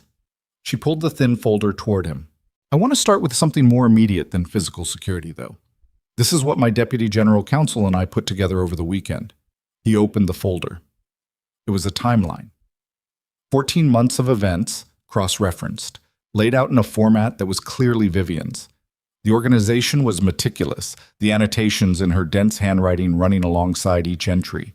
He read it slowly, which she let him do, and when he got to the end, he went back to 3 specific entries and read them again. This entry, he said, November of last year. Your COO, Reston, attended a conference in San Francisco. Cross Capital was a sponsor. Yes. Did you know that at the time? No, I found it last week when I was pulling everything together. He disclosed his attendance on his expense report, but listed it as an industry conference, which it was. Cross Capital's sponsorship wasn't hidden. It was in the conference materials, but it wasn't something I would have looked for. Did Reston know Cross Capital was a sponsor? He would have seen it on the materials. Did he tell you? Vivian's expression was careful. No. Cole set the folder down. Is Reston here today? He's in a department head meeting on the 11th floor until 10. After that meeting, before he does anything else, I need you to have your IT security team pull his email access logs for the last 14 months. Not his emails, just the logs. Who he's communicated with, frequency, timestamps. Do you have authority to do that without his knowledge? I have authority over the entire organization's communications infrastructure. Yes. Do it this morning, quietly, through IT directly. Don't go through your COO's office or anyone who reports to him. She was already reaching for her phone. Theo, she said when he answered. Get me Marcus Kim in IT security. Now, please. She set the phone down and looked at Cole. What else? The 2 board members you didn't call Saturday morning. Tell me about them. She picked up her coffee, put it down without drinking. Richard Farrow has been on the board for 4 years. He came from private equity. He was at Meridian Capital before he went independent. He's always been skeptical of my leadership, which I've managed, but it's been manageable skepticism. Professional disagreement, not personal. She paused. The last 6 months, his questions in board meetings have shifted. He started asking about things he would have let go before. Burn rate questions framed as operational concerns. Senior VP departures framed as culture questions. It's subtle, but the framing is different. Different how? Like he already knows the answer he's looking for. She looked at the window. The second one is Patricia Eng. She's newer, 18 months. She was brought in to add technology industry experience, and she does have it, genuinely. But she and Farrow have started voting together on things where I wouldn't have predicted alignment. 3 votes in the last 4 months. The consulting fees you mentioned, Farrow and Eng. Farrow received fees from a cross-capital subsidiary called Bridgepath Advisory 18 months ago. Legitimate consulting work, disclosed. Ong received fees from a different subsidiary, Clearline Group, about a year ago. She paused. None of it is illegal on its face. It's the kind of thing that looks like normal board member consulting activity unless you're looking at the pattern. But you're looking at the pattern. Now I am. Cole looked at his notes. Vivian, I want to be direct with you about something. Please. What you have right now is a pattern. It's a clear pattern, and you're right about what it means. But a pattern isn't evidence in the way that a document is evidence. What Damien has been building is technically defensible at every single point. Each piece exists in isolation as legitimate activity. The only way to break it is to find the place where the coordination becomes visible, a communication, a financial transfer, a decision that can't be explained without the other pieces. He looked at her. Do you know what that means? It means I need to find the thread that ties it together. It means you need to find it before he knows you're looking, because the moment he knows you're looking, he can begin cleaning it up. She was quiet for a moment. The building around them was doing its morning business, Phones, the distant sound of the elevator, Theo's voice briefly in the hallway. Ordinary sounds of an ordinary company having an ordinary Wednesday, which it was not. The email logs, she said, start there. If Reston has been coordinating with Damien directly, it'll show in the access pattern even if the content is protected. Frequency, timing, whether it picks up around the key events in your timeline. He tapped the folder. The November conference, the Renwick Capital position going live, the SEC filing. Her phone buzzed. She looked at it. Marcus Kim. Take it. Tell him what you need. Don't explain why. She stepped to the window and Cole watched her run the conversation. Precise, calm, giving Marcus Kim exactly the information he needed and not a word beyond it. She was back at the table in 4 minutes. He'll have a preliminary access log summary by end of day, she said. Good. She looked at him across the table. In the morning light, the lines around her eyes were visible in a way they probably weren't in most professional settings. The accumulated cost of a week that had started with a civil suit and a regulatory inquiry and apparently hadn't slowed down. She looked like someone who had been running on the specific fuel of controlled urgency for long enough that it was beginning to show in the texture of things. Can I ask you something? She said. You always ask. You always answer. Go ahead. When you were in the Navy, when you were doing the work you can't talk about in coffee shops. She paused. Was there a moment when you knew a situation was as bad as you thought it was, or worse? He thought about the honest answer. Yes. How did you handle it? I stopped asking how bad it was and started asking what was the next right thing to do. She considered that. One thing at a time. One thing at a time. She picked up her coffee and actually drank it this time. The email logs, she said. That's the next thing. That's the next thing. Marcus Kim delivered the preliminary log summary at 4:47 that afternoon. Cole was in the small office Vivian had set up for him, previously a storage room that had been cleared and furnished in about 18 hours, which told him something about how Theo operated. And he read through the data on the secure laptop her IT team had configured. He read it 3 times. Then he called Vivian. She was still in her office. He'd noticed she was always still in her office. How bad? She said when she picked up. Reston has been in regular email contact with a private address that traces to a BridgePath advisory domain. That's the Cross Capital subsidiary. He kept his voice even. 14 months of correspondence. The frequency increases significantly around your timeline entries. The week before the SEC filing, he sent or received 11 emails to that address in 5 days. The silence on the other end was long enough that he checked the connection. Vivian. I heard you. Her voice was very controlled. 11 emails. In 5 days. He was in my office that week. Twice. A pause. He sat across from me and told me the company was in good shape and we just needed to manage the board narrative. Another pause. He was helping build the narrative. It looks that way. He heard her exhale. Not dramatically, just the specific exhale of someone processing something that has confirmed a fear they'd been carrying and finding that confirmation is somehow worse than uncertainty. What do I do? She said. You don't confront him, not yet. You need the content, not just the access pattern. The logs show contact. They don't show what was said. We need to bring this to Natalie Wen tonight and determine the legal pathway for accessing the actual communications. If we subpoena them through the civil case, Damien would know immediately. His lawyers are watching the Caldwell Rowe case like it's a live feed.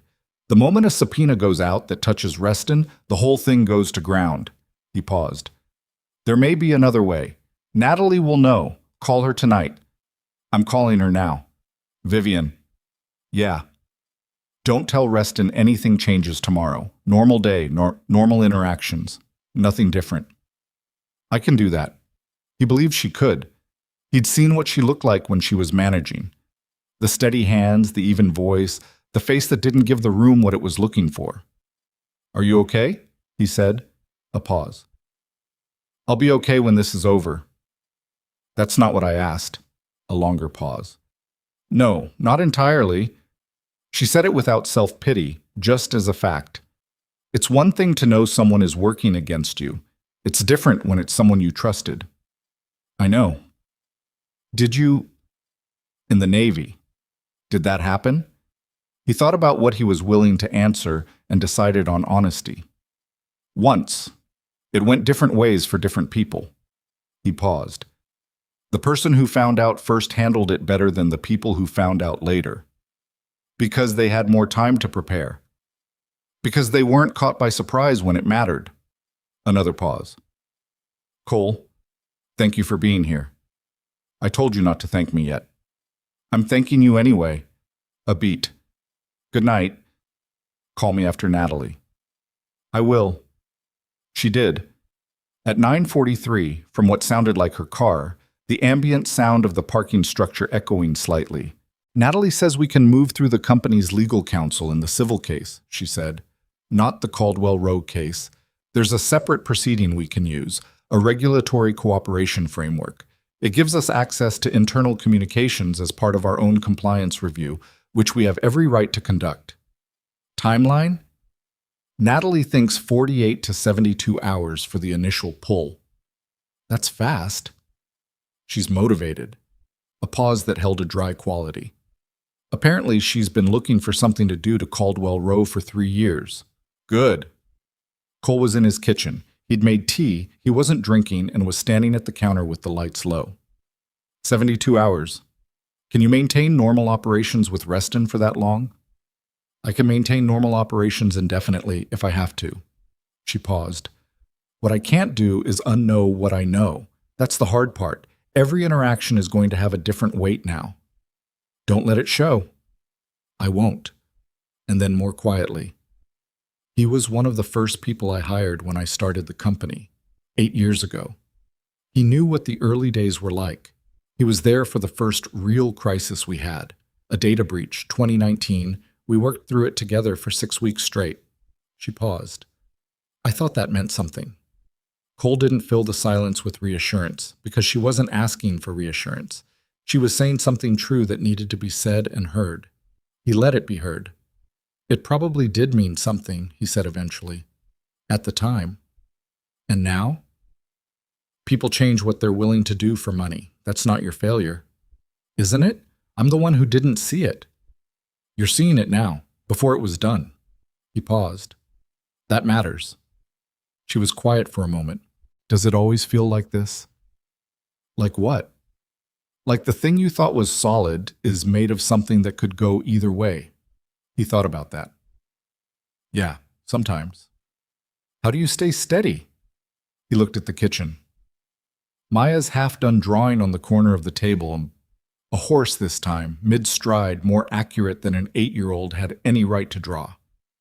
You find the things that are actually solid, he said, and you keep coming back to them. A pause. What are yours? Maya, he said. That's most of it. Just Maya? Mostly Maya. He paused. A few other things. She didn't press it.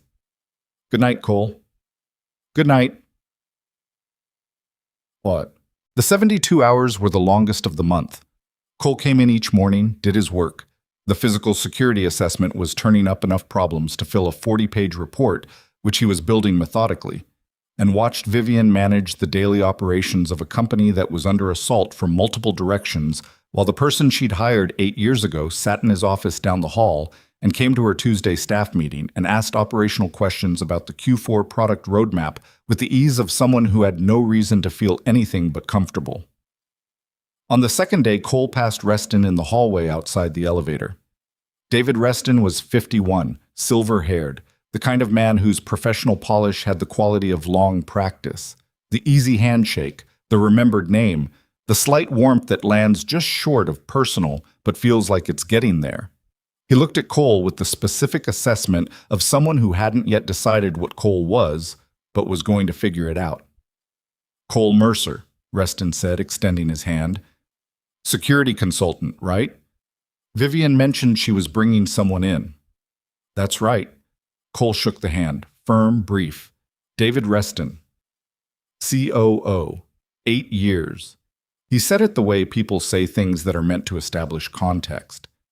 Good to have someone taking a look at our security posture. It's been on the list. A few things to address, Cole said. Nothing that can't be fixed. Good, good. Reston's eyes did a quick read.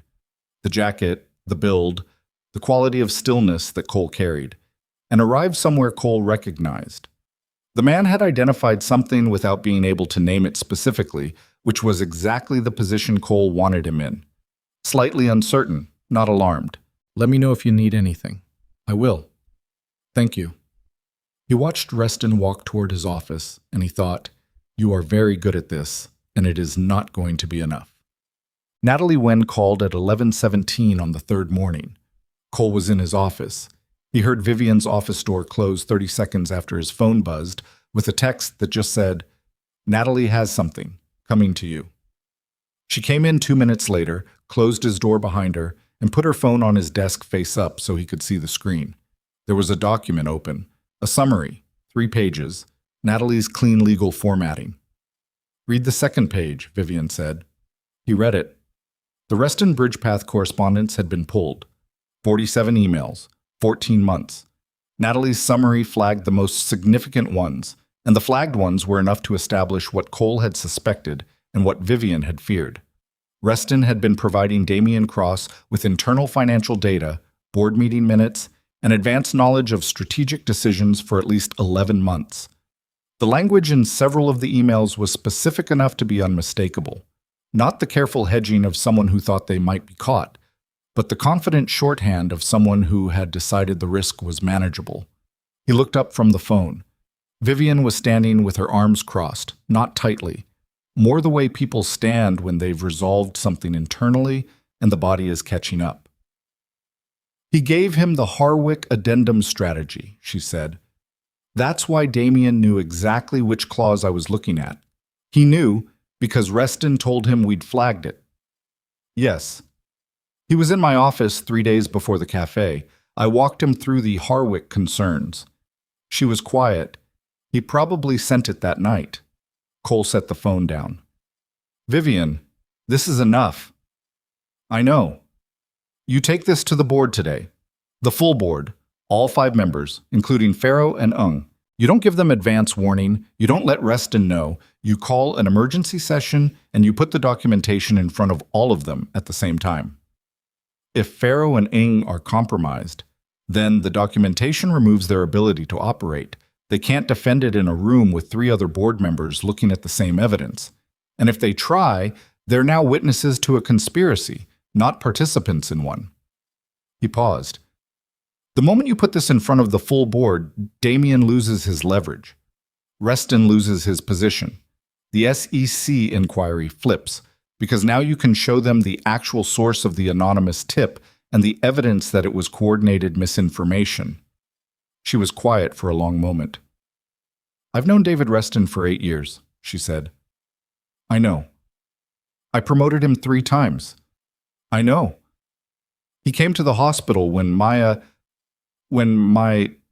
She stopped, started again. He came to things that mattered.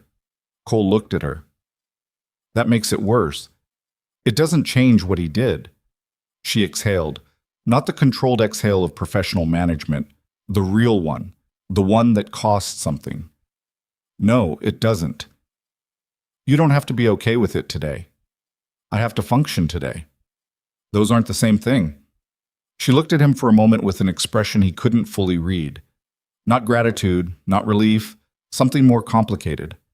Like recognizing something she hadn't expected to find in this particular room.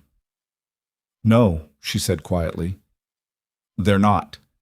She picked up her phone, called Theo. I need you to schedule an emergency board meeting for this afternoon, 4 o'clock, all 5 members, in person. Tell them it's a governance matter. She paused. Yes, all 5. No, don't tell them anything else, just 4 o'clock. She ended the call. Natalie will be there, she said to Cole, and I want you there. I'm not a board member. You're my security advisor, and you're a witness to the chain of evidence. Your presence is appropriate. She paused. And I want someone in that room who's been looking at the whole picture. He nodded. 4 o'clock. The board meeting was in the main conference room on the 15th floor. which was larger than necessary for 5 people and 1 attorney and a security consultant, but Vivian had chosen it deliberately. The size of the room, the formality of the setup, the way the table was configured so that everyone was facing the same direction when the documentation was presented. Cole recognized it as a staging decision. She'd thought about what the room needed to communicate before anyone said a word. Farrow and Eng arrived together, which was itself information. They sat next to each other, which was more. Vivian opened the meeting without preamble. She thanked everyone for coming on short notice, said the matter was time-sensitive, and then she put the documentation in front of them. Printed copies, 1 per board member, identical. Natalie sat to her left and Cole sat against the wall, slightly removed from the table, present, observable, not a participant. She walked them through it in 22 minutes. The timeline, the access logs, the email summary, the SEC filing and its traceable origin, the Renwick capital stake and its development timeline, the consulting fees. She was precise and calm and did not editorialize.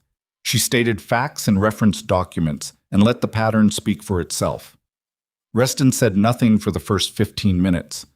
Cole watched him read the summary, watched the specific sequence of a man processing the moment his calculation stopped adding up. Not panic, recalibration.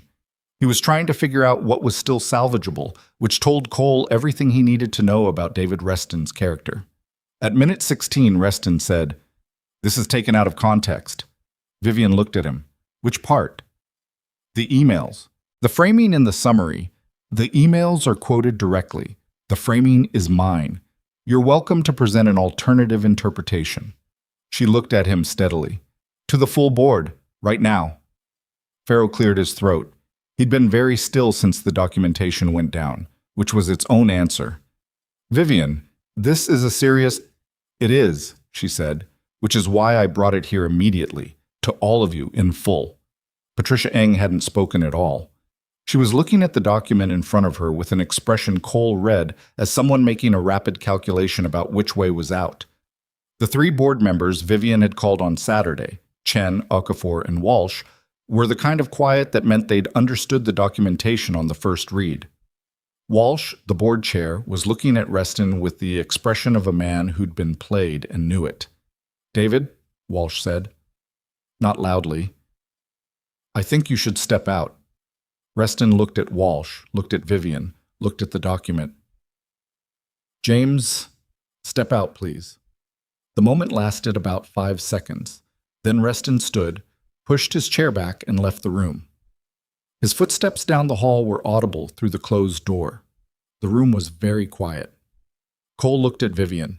She was looking at the empty chair where Reston had been sitting, not with visible emotion, just the particular steadiness of someone who had passed through something and was still on the other side of it. Walsh looked at Farrow. "Richard, Patricia, I think we need to have a separate conversation after this meeting." Farrow opened his mouth, closed it, nodded once. Ung said nothing. Walsh turned to Vivian. "What do you need from the board to address this?" "I need a formal resolution authorizing the legal response," she said. "I need the board's public support for the SEC cooperation, and I need Reston's access suspended effective immediately." She paused. "And I need a board statement for the institutional investors by end of week." Walsh looked at Chen and Okafor, who nodded. He looked at Farrow and Ung, who were in a position where the only available move was alignment. "Done," he said. "All of it." The meeting ended at 5:47. Afterward, when the board members had filed out and Natalie was gathering her documents and Theo was hovering in the doorway with the specific expression of someone who needed to be told what happened, Cole stayed in his chair against the wall. Vivian was the last one at the table. She was looking at the Seattle skyline through the conference room windows. The city doing its late afternoon thing, the clouds low and orange-gray, the lights beginning to come on in the buildings around them. "It's not over," she said. Not to him specifically, to the room, to herself. "No," he said. "But the part that was happening to you without your knowledge is over." She turned from the window, looked at him. She looked tired in a way that wasn't performance. The real kind of tired that settles in when the adrenaline of a long-running crisis starts to drain. That's a specific way to put it. It's accurate. Yes. She pulled her chair out and sat down again, not because she had more work to do at this table, but because standing required something she'd apparently used up. Cole. Yeah. When you were reading the email summary this morning, before you told me what it meant legally, before you walked me through the next steps. She looked at him. Your face didn't change. It rarely does. I know. That's what I'm saying. She paused. Most people, when they find out something like this, even professional people, even people who are used to hard information, something shifts. Even for a second. She paused. You read the whole thing and then you just told me what it meant and what to do next. That's the job. I know it's the job. She looked at her hands on the table. I'm trying to say something and I'm not saying it well. He waited. I've had advisors, attorneys, consultants, board members, people who were paid to help me navigate hard things. She looked up. You're the first person in a long time who I actually believed was seeing the same thing I was seeing, not a version of it that served a particular outcome, the actual thing. Cole looked at his notes on the table in front of him. 4 weeks of days that had moved fast and required most of what he had. I think you've been seeing it clearly the whole time, he said. You just needed someone to confirm you weren't wrong about what you were looking at. Is that what you did? Mostly. He paused. I also found the email logs. She laughed. The real laugh. The short, surprised one. It was the best sound in the room. Yes, you did find those. She looked at him with an expression that had let some of the management down. Just her face, the way it actually looked after a day like this one. Thank you, Cole. You can thank me, he said. This time I think it's earned. She smiled. It was a real one. Not the carefully calibrated expression she used in conference rooms, but something underneath it, something that had less performance in it and more of whoever she actually was when no one was watching.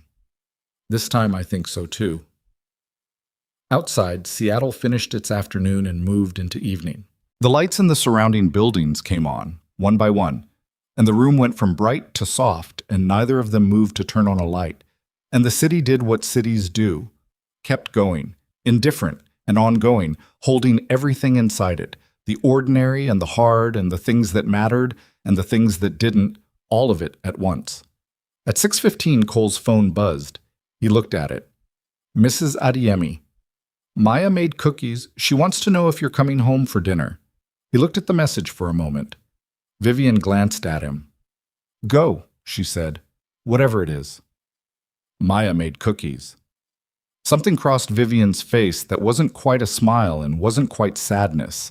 Something between them, the particular expression of someone encountering a piece of information that lands in a specific way. Then you should definitely go. He gathered his notes, stood, put on his jacket. I'll be in at 8 tomorrow. I know you will. He nodded, moved toward the door. Cole. He stopped. She's lucky, Vivian said.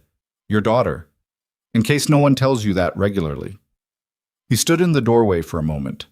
The conference room behind him, the hallway ahead, the elevator and the parking structure and the drive home, and Mrs. Adeyemi's kitchen, and Maya's cookies, and the ordinary, beautiful, specific weight of a life he'd built out of something broken. Someone tells me, he said, not always in words.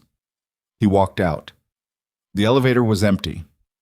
He rode it down alone, watching the floor numbers count backward, and when the lobby doors opened, Gerald was still at the desk, still at his angle that missed the elevator bank, and Cole made a note to address that first thing in the morning. He walked out into the evening.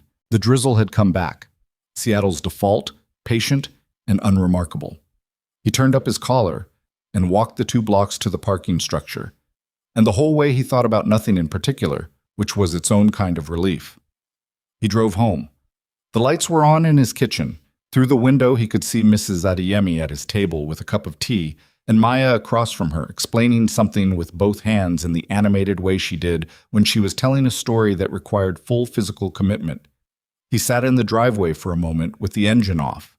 He thought about Vivian in the conference room, the city going dim behind her, the tired underneath the steadiness. He thought about David Reston walking out of the room he'd helped build, toward consequences that were now entirely his to carry. He thought about Damian Cross, who did not yet know that the campaign he'd been running for 14 months had just encountered a wall it hadn't anticipated. He thought, one thing at a time. He got out of the truck, walked to the front door, opened it to the warmth and the smell of something burnt around the edges, and Maya's voice mid-sentence, and Mrs. Adeyemi's laugh, and the specific ordinary miracle of a home that was waiting for him. "Dad!" Maya appeared in the kitchen doorway with chocolate on one hand and flour on her shirt. "I made cookies. They're a little flat, but Mrs. Adeyemi says that's because of the butter temperature and not because I did anything wrong." "The butter temperature," Cole said. "Yes. It's a science thing. Everything is a science thing." "That's what Mrs. Adeyemi said, too." She grabbed his hand. "Come try one. They taste better than they look." He let himself be pulled into the kitchen, into the warmth, into the specific gravity of a Tuesday evening that asked nothing of him except to be present in it. The cookies were, in fact, flat. They were also very good.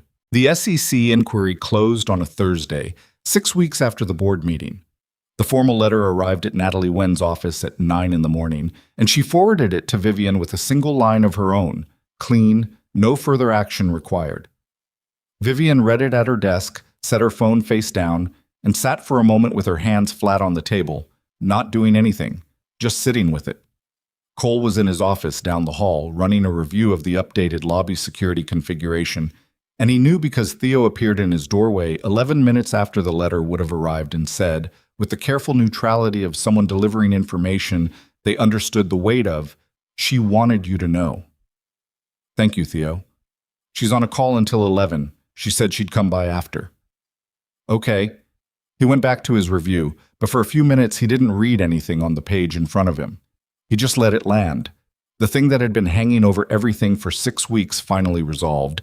The inquiry that Damian had filed as a weapon, turned back by the simple fact that the numbers were clean, had always been clean, and no amount of coordinated pressure could make true what wasn't. It was not a dramatic moment. That was the thing about real resolutions. They almost never looked like what you'd imagined when you were in the middle of the crisis.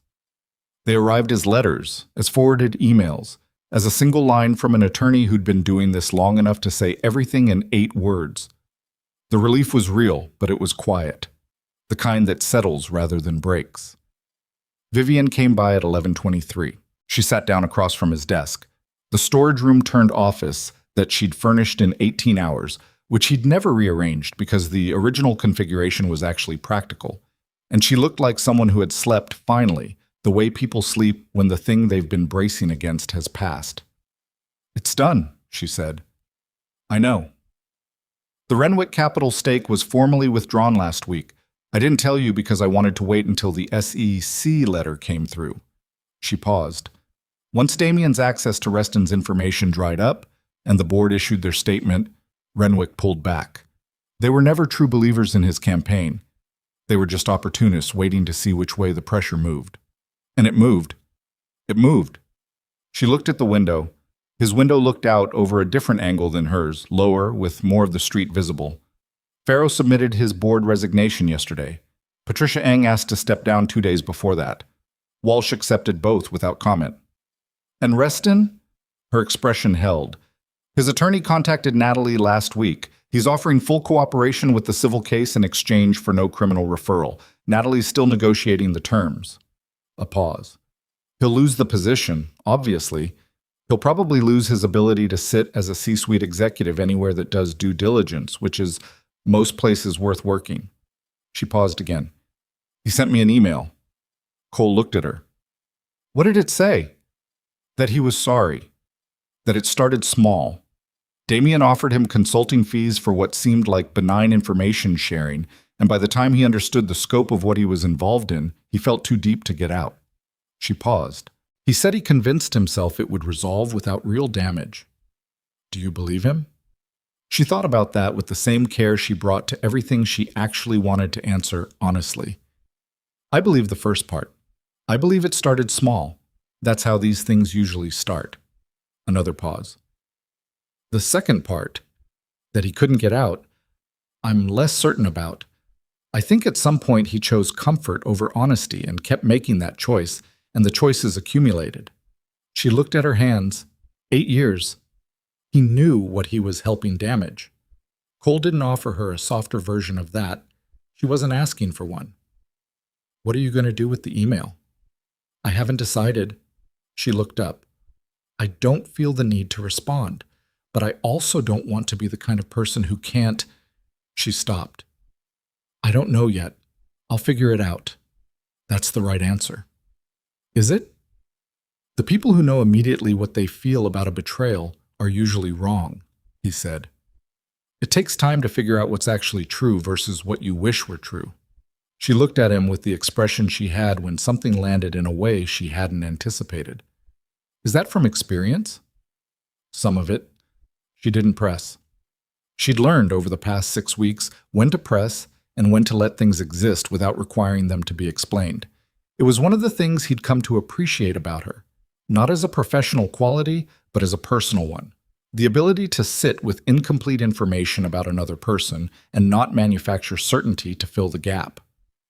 The civil suit, he said. Damien. His attorneys filed a motion to dismiss last week. Natalie filed our response this morning. She paused. With the SEC inquiry closed, with Reston's cooperation, and with the security footage, the motion won't succeed. His attorneys know it. The motion is a delay tactic. Another pause. He's also lost 2 major limited partners from Cross Capital in the last month. Institutional investors talk. When the scope of what he did became visible to the people whose money he manages, 2 of them walked. That's the real consequence. Yes. She said it without satisfaction, just acknowledgement. He'll survive it. Men like Damien Cross usually do, but he'll survive it smaller and with less certainty that he can do this to someone again without cost. She paused. That might have to be enough.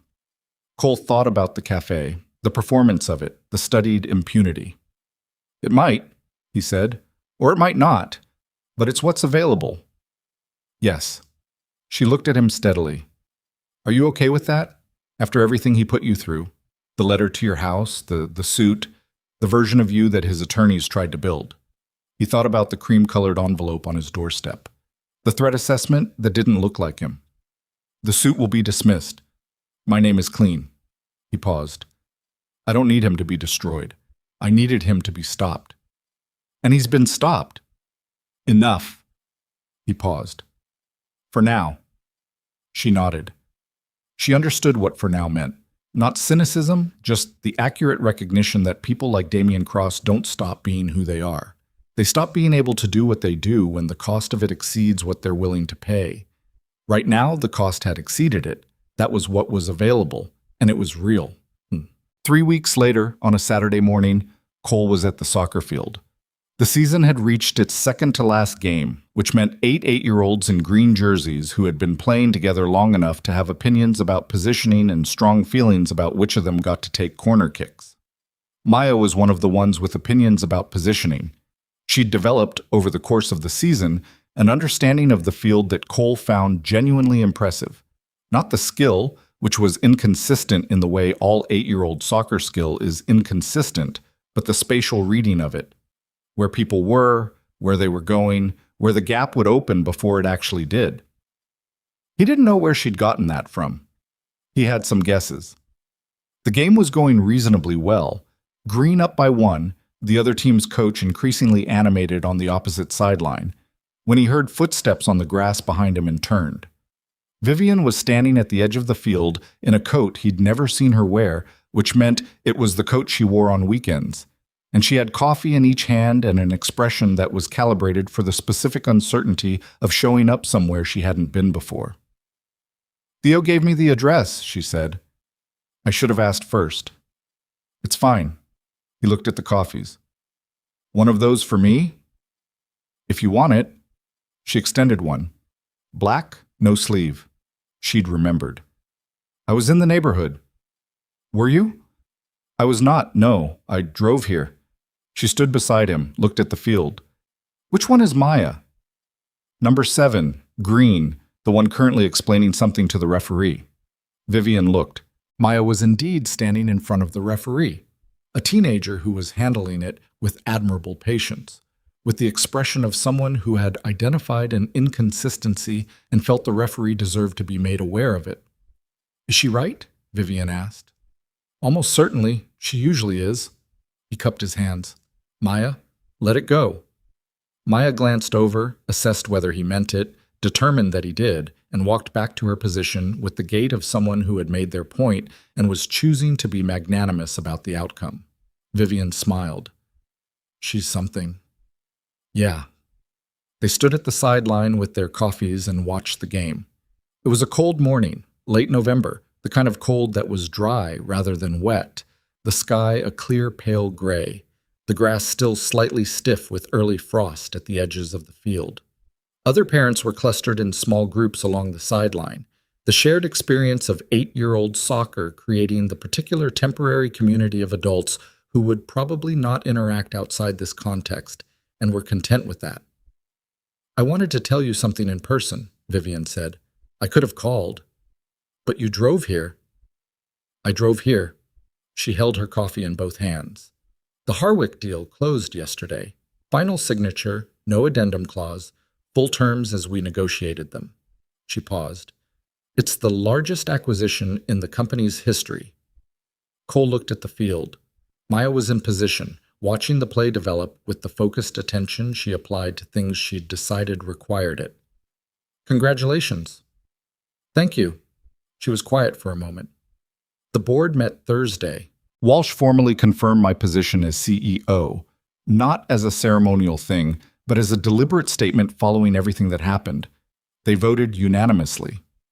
A pause that held something she wasn't naming directly. Farrow and Eng were already gone, but Walsh wanted it on record anyway. "Good."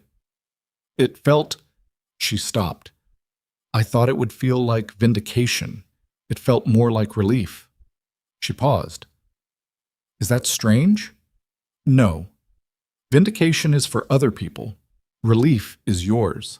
She looked at him with the expression he'd come to know, the one that meant something had landed in a way she hadn't expected. "I've been thinking about that difference," she said, "between doing something so that people who doubted you have to admit they were wrong versus doing something because it matters." She looked back at the field. "I spent a lot of years trying to prove something to people who weren't going to change their minds anyway. And now?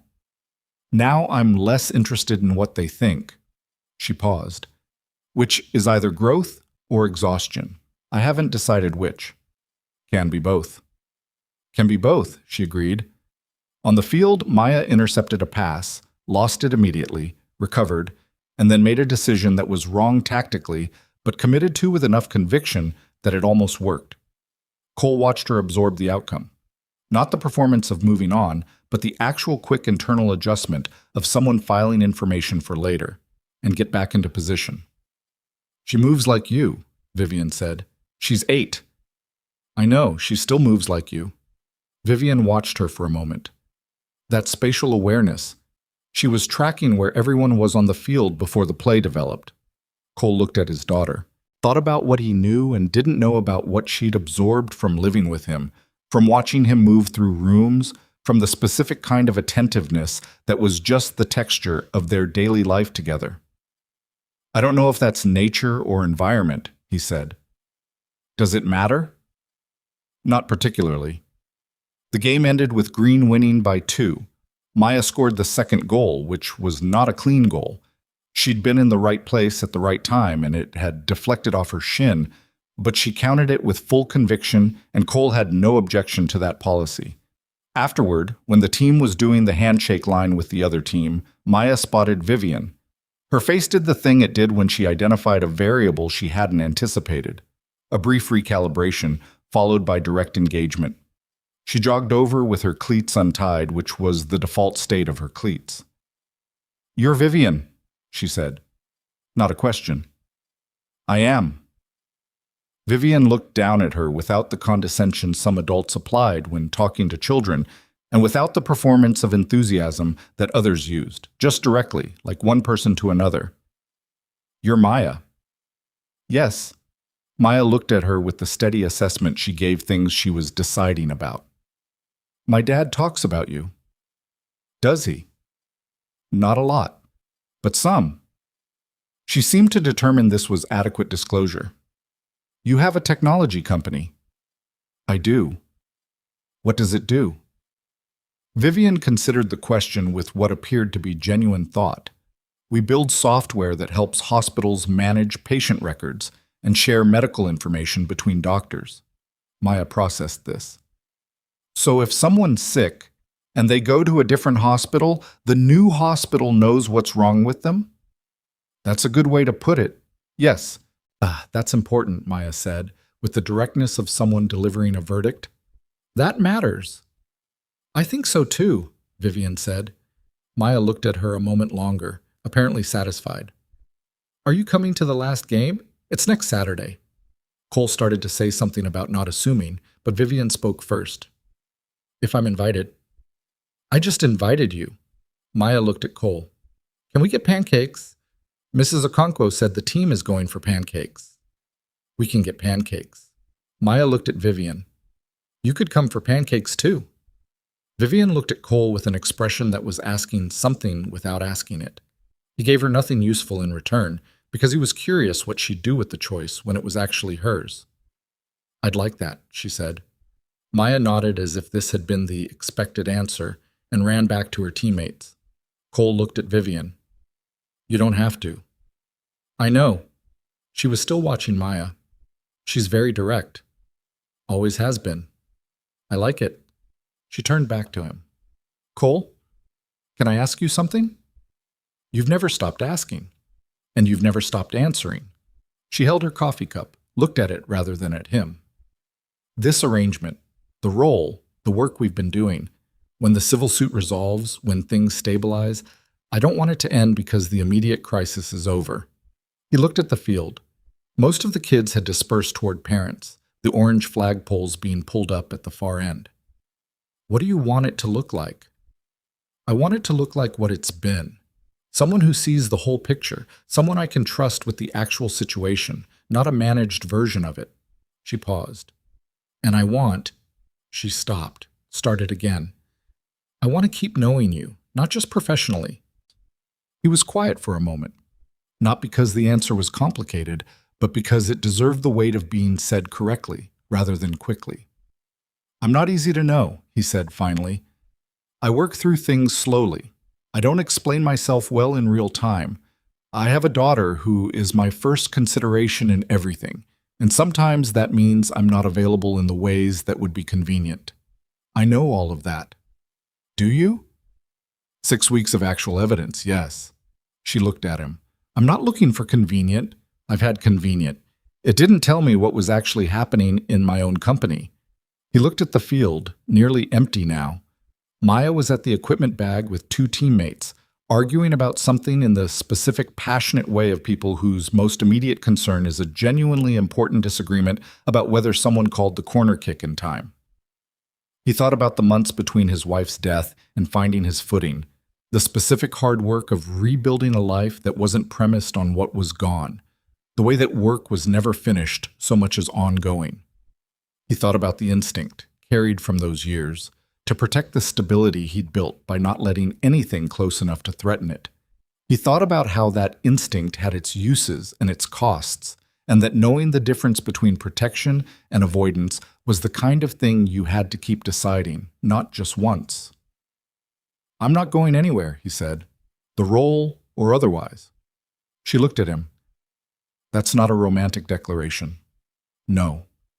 But it's something. It's what I've got right now. He looked at her steadily.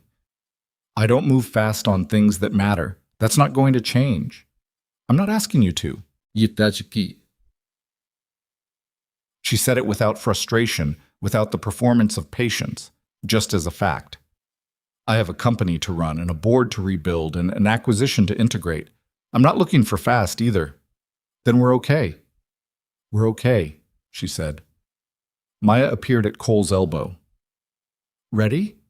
She looked between the two of them with the assessment of an 8-year-old who had picked up that something was happening without being able to name what. She filed it and moved on because the pancakes were a more immediate priority. Mrs. Okonkwo's team is already leaving. Then we should go, Cole said. They walked off the field, Maya between them, cleats still untied, describing the shin deflection goal in a version that was becoming more athletic with each retelling. And the cold morning air did what November air does, which is remind you in the specific language of temperature that the season has turned and something new is coming, ready or not. Thumped. The charity event was Vivian's idea, not the event itself, which had been on the company calendar for months, but the decision to do it differently this year. No podium remarks about quarterly performance, no slide deck with metrics, just the work the company actually did, shown in the terms of the people it affected. A children's hospital wing in Renton that had implemented their record system 18 months ago and had cut medication error rates by 31%. Doctors from that hospital spoke. A parent whose child had been treated across 3 different facilities in an emergency spoke. The technology was present in the background of all of it, doing what it did, which was make it possible for the right person to have the right information at the right moment. It was December, 3 weeks before the holiday. The venue was a restored event space in Pioneer Square, the kind of building that still had its original brick and timber and made no apology for it. Cole had done the security assessment 6 days earlier and made 3 adjustments to the setup, none of which were visible once the event was running. He was standing near the back of the room when Maya found him. She'd been with Mrs. Adeyemi, who had agreed to bring her after pickup because it was a Friday, and because Maya had asked 3 times, and because Mrs. Adeyemi had, in her words, wanted to see what all this business was about. Maya appeared at his side in her good dress, the navy blue one she'd chosen herself, and which had a small stain near the hem from a previous event that they'd both agreed to ignore, and stood with him the way she did at these things, not uncomfortable but observant. "There are a lot of people," she said. "Yes." "Vivian's company made this happen?" "Their work did. She made a lot of it possible." Maya looked around the room. Cole followed her gaze. The doctors, the hospital administrators, the parent who'd spoken with the kind of honesty that doesn't survive editing, the Hartwell technology staff who were here not because they had to be, but because they'd chosen to be, the board members who were new and hadn't yet formed the calculus of self-interest that corrupts most institutions eventually. Vivian was across the room talking to 2 of the doctors, and she was doing the thing she did when she was actually engaged rather than managing, leaning forward slightly, asking questions rather than answering them, looking like someone who was genuinely interested in what she was hearing. "She works hard," Maya said. "She does. Like you." "I'm not sure I'm in the same category." Maya looked up at him with the expression that meant she'd decided something and was saying it as information rather than opinion. "You both just want things to work right. That's the same." Cole looked at his daughter, 8 years old, standing in a navy blue dress with a stain near the hem, holding a glass of sparkling water with the seriousness of someone attending to something that mattered. He didn't have a good response to what she'd said, because it was accurate in the specific way that simple things are accurate, not comprehensive, not the whole picture, but true at the center of it. "Yeah," he said. "Maybe."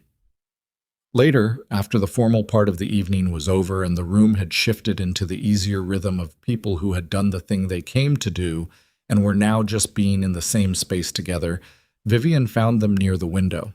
She crouched down to Maya's level, not in the performance way, just in the practical way of someone who wanted to actually have a conversation. "What did you think?" Maya considered.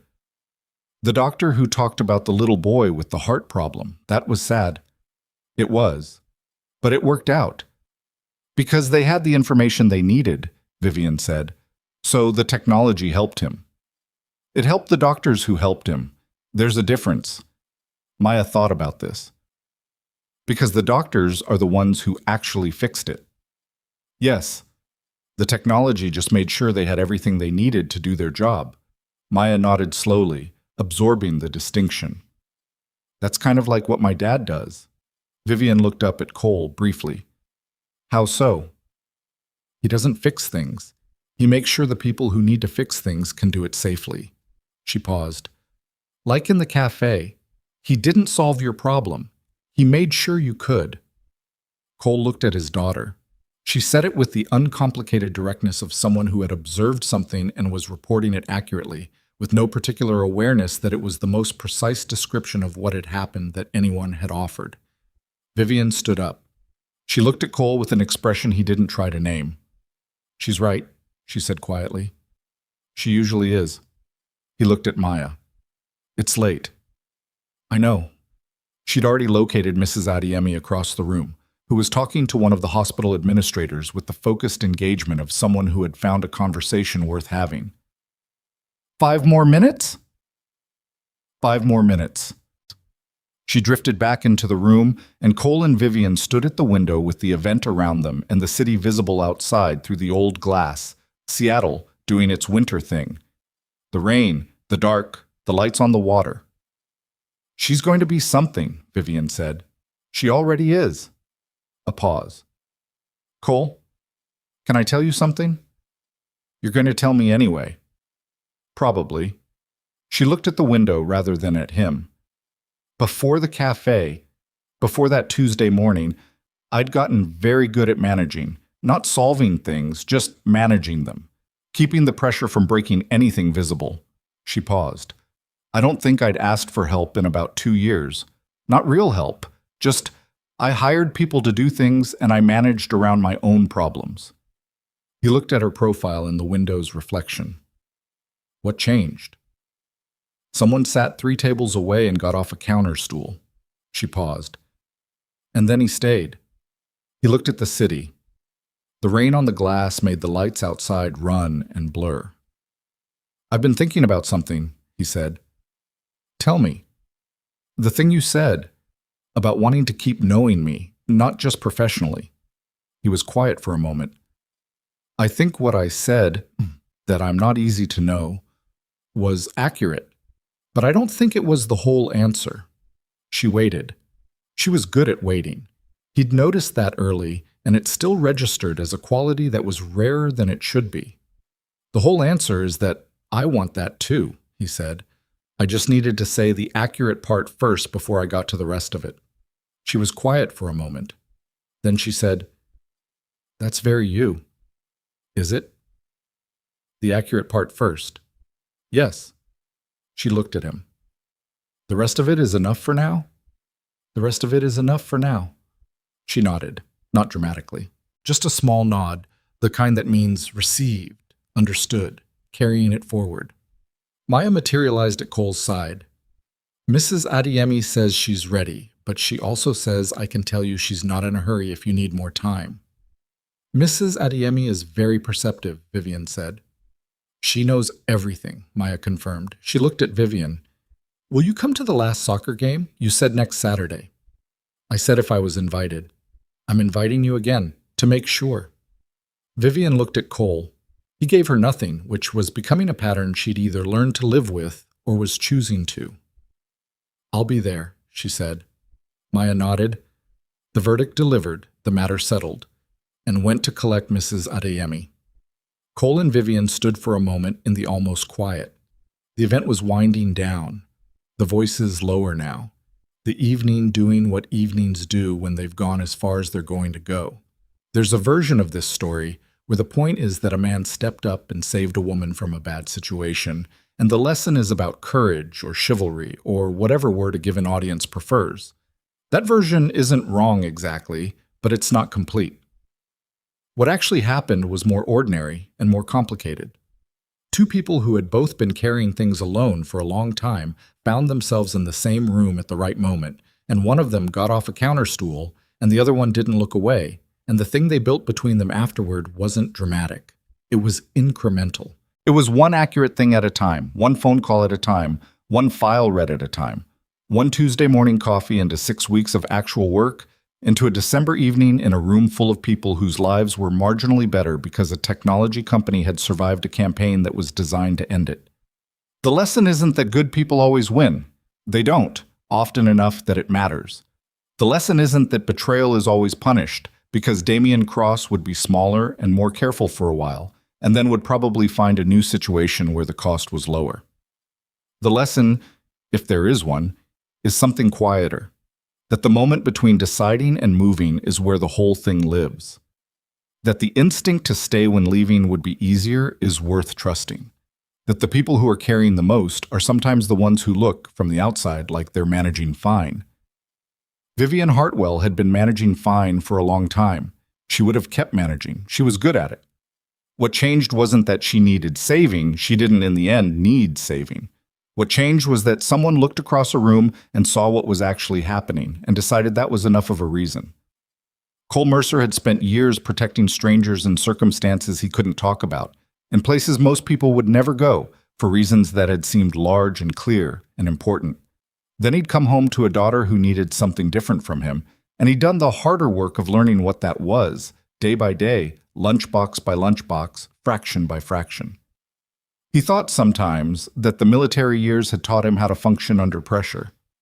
Maya had taught him what functioning was actually for. He was still learning. He expected to keep learning. That was the part nobody prepares you for, that the people who change your life don't necessarily do it with grand gestures. They do it by showing up consistently in small moments, by being honest when managing would be easier, by asking, "Are you okay?" and meaning it specifically rather than socially. He'd done that for Vivian, imperfectly, in the way he did most things. She'd done it for him, too, in ways he was still noticing. Outside it was raining the way Seattle rains in December. Committed, patient, entirely without drama. The city was lit up in its winter configuration, the water reflecting the bridges and the buildings, the whole thing going about its business with the indifference of a place that has been here long enough to have seen what people do to each other and what they do for each other and decided to keep going anyway. Cole put on his coat. Maya appeared beside him, Mrs. Adeyemi behind her, the navy blue dress with the stain near the hem, the cleats traded for the good shoes that she'd complained about before agreeing to wear, the whole complicated specific person of his daughter ready to go home. "Ready?" she said. "Ready." He said goodnight to Vivian, who was already being redirected by Theo toward a conversation with two of the hospital doctors she'd wanted to speak with before the evening ended. She looked over at him as she went, one brief look, the kind that carried more than the moment it occupied, and then she was across the room and he was at the door. He drove home through the December rain with Maya asleep in the passenger seat by the time they hit the bridge, her head against the window, the good shoes still on because she'd fallen asleep before she could complain about them anymore. Mrs. Adeyemi followed in her own car as far as the turnoff and honked once. Cole pulled into the driveway and sat with the engine running for a moment. The house was dark inside except for the kitchen light he'd left on. The rain on the windshield made the streetlight outside run in thin lines down the glass. He thought about the moment in the cafe. The counter stool, the 12 seconds, the cup that didn't fall. He thought about how small the actual pivot point was, measured against everything that had followed from it. One decision made in the particular way he'd always made decisions that he'd later not regretted, not because the outcome was guaranteed, but because the alternative was sitting still while something wrong went on 3 tables away. He thought about what Maya had said. He didn't solve your problem. He made sure you could. He thought, that's enough. That's been enough, most of the good days. Showing up where you can actually help, doing the thing that's actually yours to do, and letting the people who are capable of fixing things have what they need to do it, not taking the credit for the fixing, just being present for the part that's yours. He carried Maya inside. She didn't wake up. He got her shoes off in the hallway, got her to her room, got her into bed with the efficiency of someone who had done this enough times that it was a practiced choreography requiring no thought. He put the moon-shaped nightlight on, pulled the door most of the way closed. He stood in the hallway for a moment. The house was quiet and warm. The rain was audible on the roof. Somewhere down the street a car passed and its headlights moved through the window at the end of the hall, sliding across the wall and gone. He went to the kitchen and turned off the light he'd left on, stood in the dark for a moment, letting his eyes adjust. He thought about next Saturday. The last game of the season, Maya in her green jersey with her cleats untied, and Vivian standing at the sideline with 2 coffees, one black, no sleeve, because she'd paid attention to that detail early and had kept paying attention. He thought, that's a good thing to go toward. He went to bed. He slept for the first time in a long time without listening for anything.